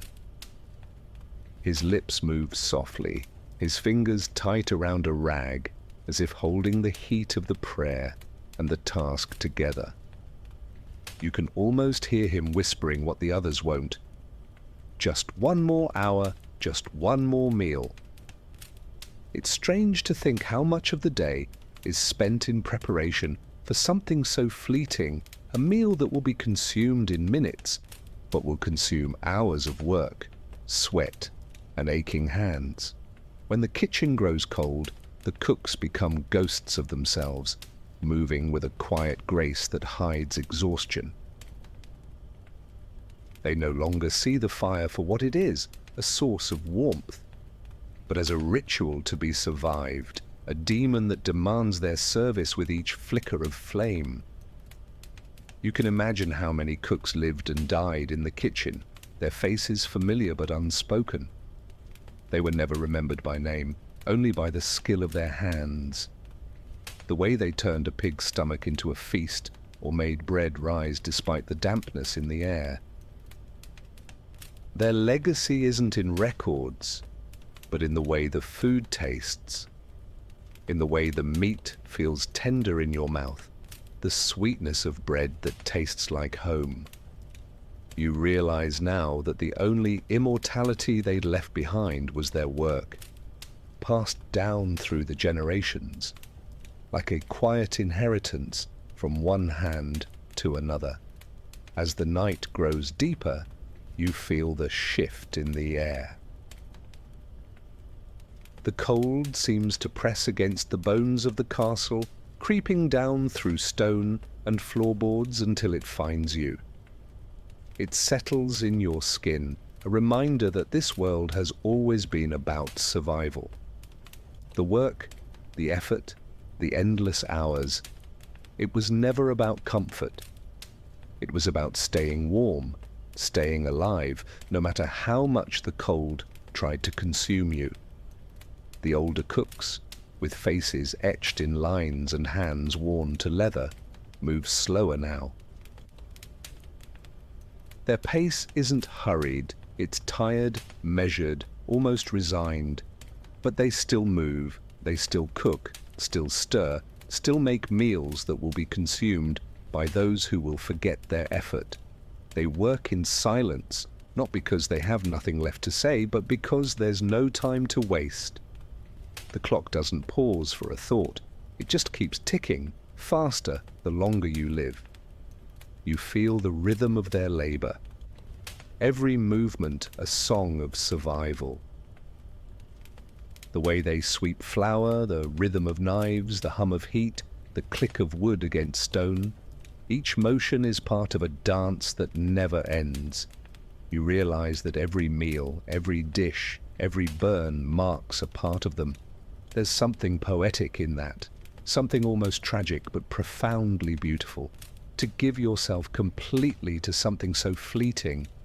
As the last of the embers cool and the kitchen darkens, the cooks file out one by one. The last one pauses at the door, pulling his cloak tightly around him. He turns, looking back at the hearth for one last time before it's extinguished. For a moment, the flame flickers back, just enough to bathe the room in warmth again. He exhales, a soft laugh escaping his lips. Maybe it's relief. Maybe it's just the end of another night. Either way, it doesn't matter. He turns, and the door creaks shut behind him, sealing the cold away for another night. The castle sleeps now, but the kitchen stays awake in memory. You can feel it in the air, the soft tension of the hours spent in between, the spaces where the cook's hands still move in rhythm. Even in rest, they never fully let go of the fire, the flame that keeps them warm in body and soul. You realize that hunger is more than appetite. It's a force, a quiet companion that sits beside you, always present, always asking. When hunger arrives, it speaks in whispers. It's a longing that curls into your stomach, so deep you can't ignore it, no matter how full the table. You feel that hunger in the crack of bread, in the taste of salt on your lips. It isn't just for food, it's for meaning. The kitchen, with all its heat, all its work, becomes a place where the body and spirit are fed together. And in that feeding, there is peace. In the darkest hours, the hunger is no longer just a stomach's cry. It is a part of the kitchen, part of the air itself. It's in the bones of the meat, the starch in the bread, the crackle of the fire. Every meal carries a hint of that hunger. The cooks know this. They've learned to balance it, to keep it at bay long enough to finish the work. But deep down, they know that hunger doesn't end with the last crumb. It stays always. You begin to see that the hunger in the kitchen is never quite satisfied. There are no feasts without hunger. A meal only tastes good when it answers something that has been missing, something that has made you wait. Maybe that's why so many medieval kitchens felt like battlegrounds, where exhaustion and hunger fought for dominance. The cooks never just prepared meals, they waged a quiet war against hunger itself, and sometimes hunger won. But other times, when everything came together, the bread, the meat, the wine, they could almost taste victory. The cool air in the kitchen feels sharper now, almost final. You sense the weariness of the cooks, of the stone walls, of the fire that flickers to life again, just long enough to hold back the darkness. The meal has been served, and yet there's still hunger in the air. It lingers, as if the kitchen, in its silence, knows it's never truly done. There will always be another meal, another day to feed and to be fed. As you sit with the quiet, you feel a strange peace in knowing that hunger is the kitchen's constant companion. It drives the fire, it drives the hands, it drives the endless work. Without hunger, there is no food. Without food, there is no reason to cook. You understand? Maybe for the first time, that hunger is what makes the kitchen sacred. It's the thing that keeps it alive, keeps it moving, keeps it meaningful. It's the thing that never lets it rest. The kitchen grows still now, and the heat of the hearth slowly fades into memory. The work is done for the day, but the hunger remains, always ready to rise again, to remind them that no matter how much they give, it will never truly be enough. There's a silence that only old kitchens know, a silence that breathes. It moves through cracks in stone, slips around the iron pots, settles softly over long-forgotten tools. When you stand still enough, you realize it isn't empty at all. It's full of ghosts, not the kind that frighten, but the kind that listen.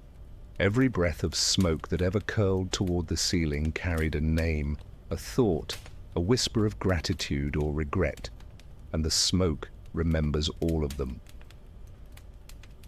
The air smells faintly of everything that's ever been cooked here: onions, fat, rosemary, and something older, something like longing.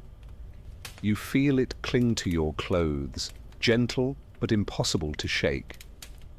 Maybe this is what history really is. A scent that refuses to leave, even when no one remembers why it began. The smoke is honest that way. It holds no grudges, no hierarchy. It rises the same, whether from the bread of a peasant or the roast of a king. If you watch the smoke long enough, it almost begins to tell stories. You can imagine the shapes forming above the hearth, a hand stirring soup, a knife glinting in firelight, a tired face smiling through sweat. Each image flickers and fades, but the rhythm never breaks. You realize that every cook who ever lived here gave a little of themselves to the air. The smoke is simply what remains when the body forgets, but the work remembers. Sometimes, when a castle fell silent after war or plague, the kitchens still exhaled smoke for days, even when no fires were lit. The locals called it the breath of the faithful. They said it was the spirits of the cooks refusing to rest until the last plate was cleaned. The last hunger answered. You can almost picture them, invisible hands brushing ashes smooth, ghostly figures moving through the old rhythm one more time. The strangest part is how comforting it feels. There's no fear in it, only continuity. The smoke rises not in mourning but in ritual. It carries warmth up through the cold ceilings into the world above, reminding the living that even invisible work leaves marks. You realize now that nothing in a kitchen ever truly disappears. Not effort, not care, not devotion. It just changes form, turning from heat to memory, from flesh to scent. Historians write of kings and queens, of crowns and wars. But the smoke tells a quieter history, one made of repetition and tenderness, of meals shared in secret, of lives spent tending fires that never made it into books. And when you listen closely, you realize the smoke isn't rising to heaven. It's returning home. In the end, the air grows clear again, and all that remains is warmth, soft, weightless, familiar. You breathe it in and think. Maybe the smoke isn't memory at all. Maybe it's gratitude. The night deepens, and you feel it. That slow settling of everything. The fire is almost out. The stones are cooling, and even the walls seem to sigh. You sit alone now in what used to be the heart of a kingdom. The kitchen feels like the body of a giant that has finally fallen asleep. Every sound is magnified, the tick of cooling metal, the quiet drip from a guttered candle, the faint heartbeat of history. In the center of the table lies one last plate. It isn't gold or silver, just pewter, worn smooth by generations of use. On it rests a simple meal, a piece of bread, a few slices of apple, a scrap of meat no larger than a coin. Nothing lavish, nothing fit for a king. But somehow it feels more sacred than any feast. It's a meal for the ones who stayed behind when everyone else left. For the cooks, the servants, the forgotten. You imagine one of them sitting here, long after the nobles had gone to bed. He tears the bread with slow hands, chews without hurry, eyes closed. Maybe he's praying, maybe he's just tired.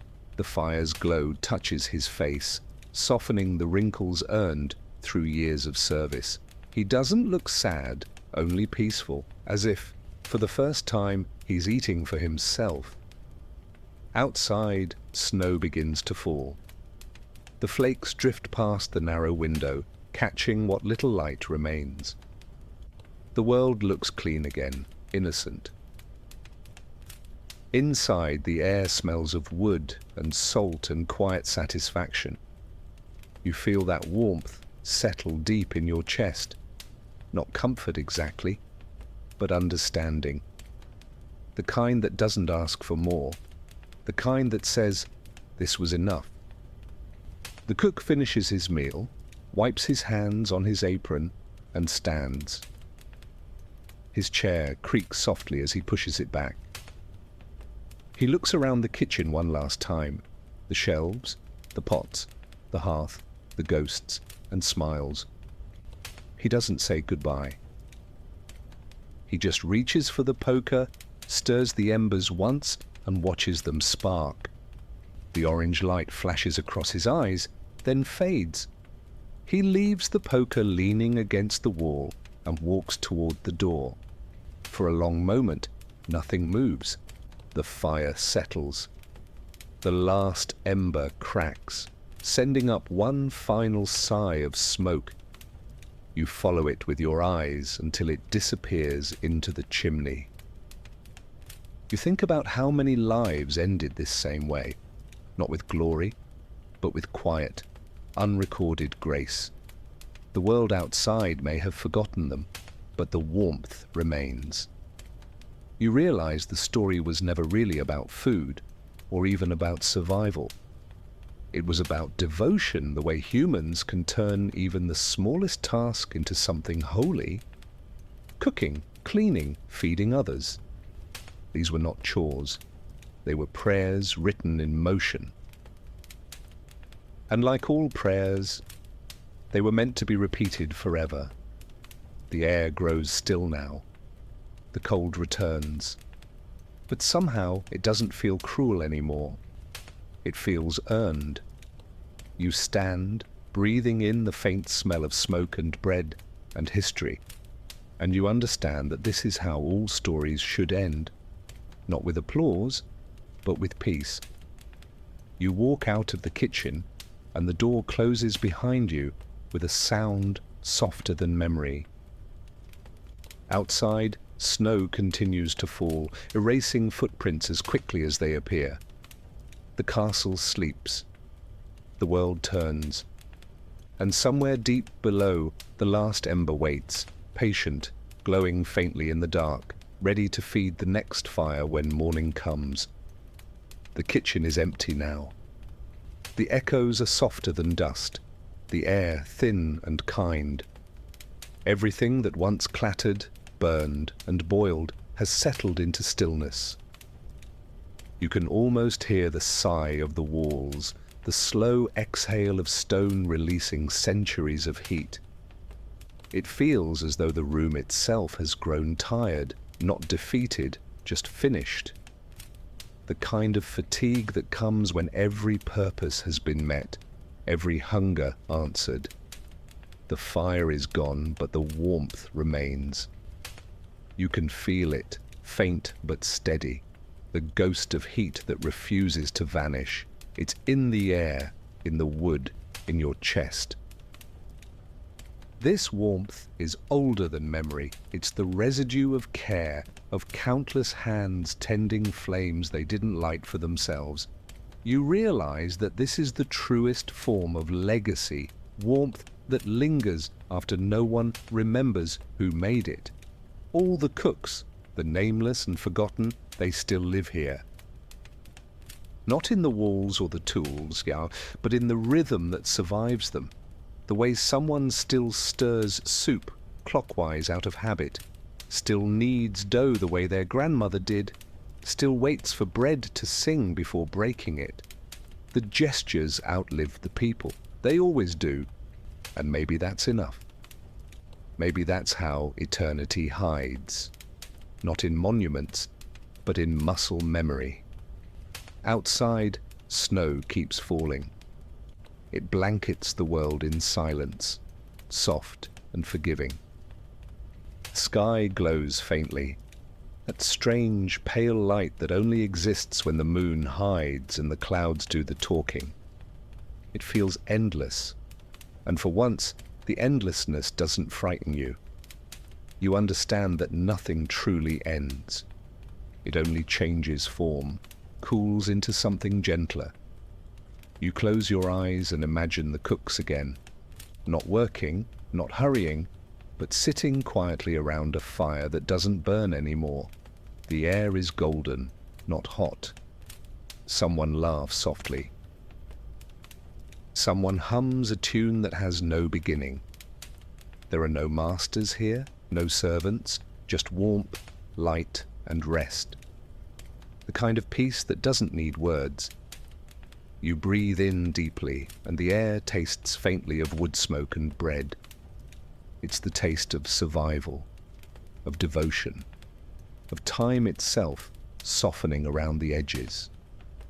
You realize that maybe we're all cooks in some way, feeding something, tending something, keeping a small flame alive for others.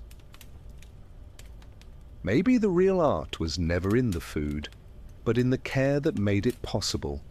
And so, as the fire cools and the story ends, you sit in the dark and feel the last warmth of a world that no longer exists, yet somehow still touches yours. It hums quietly inside you, a reminder that even the smallest act of service leaves light behind. The air settles. The night deepens. You feel your heartbeat slow, matching the rhythm of the kitchen's long sleep. The last ember sighs, and the world at last exhales with it,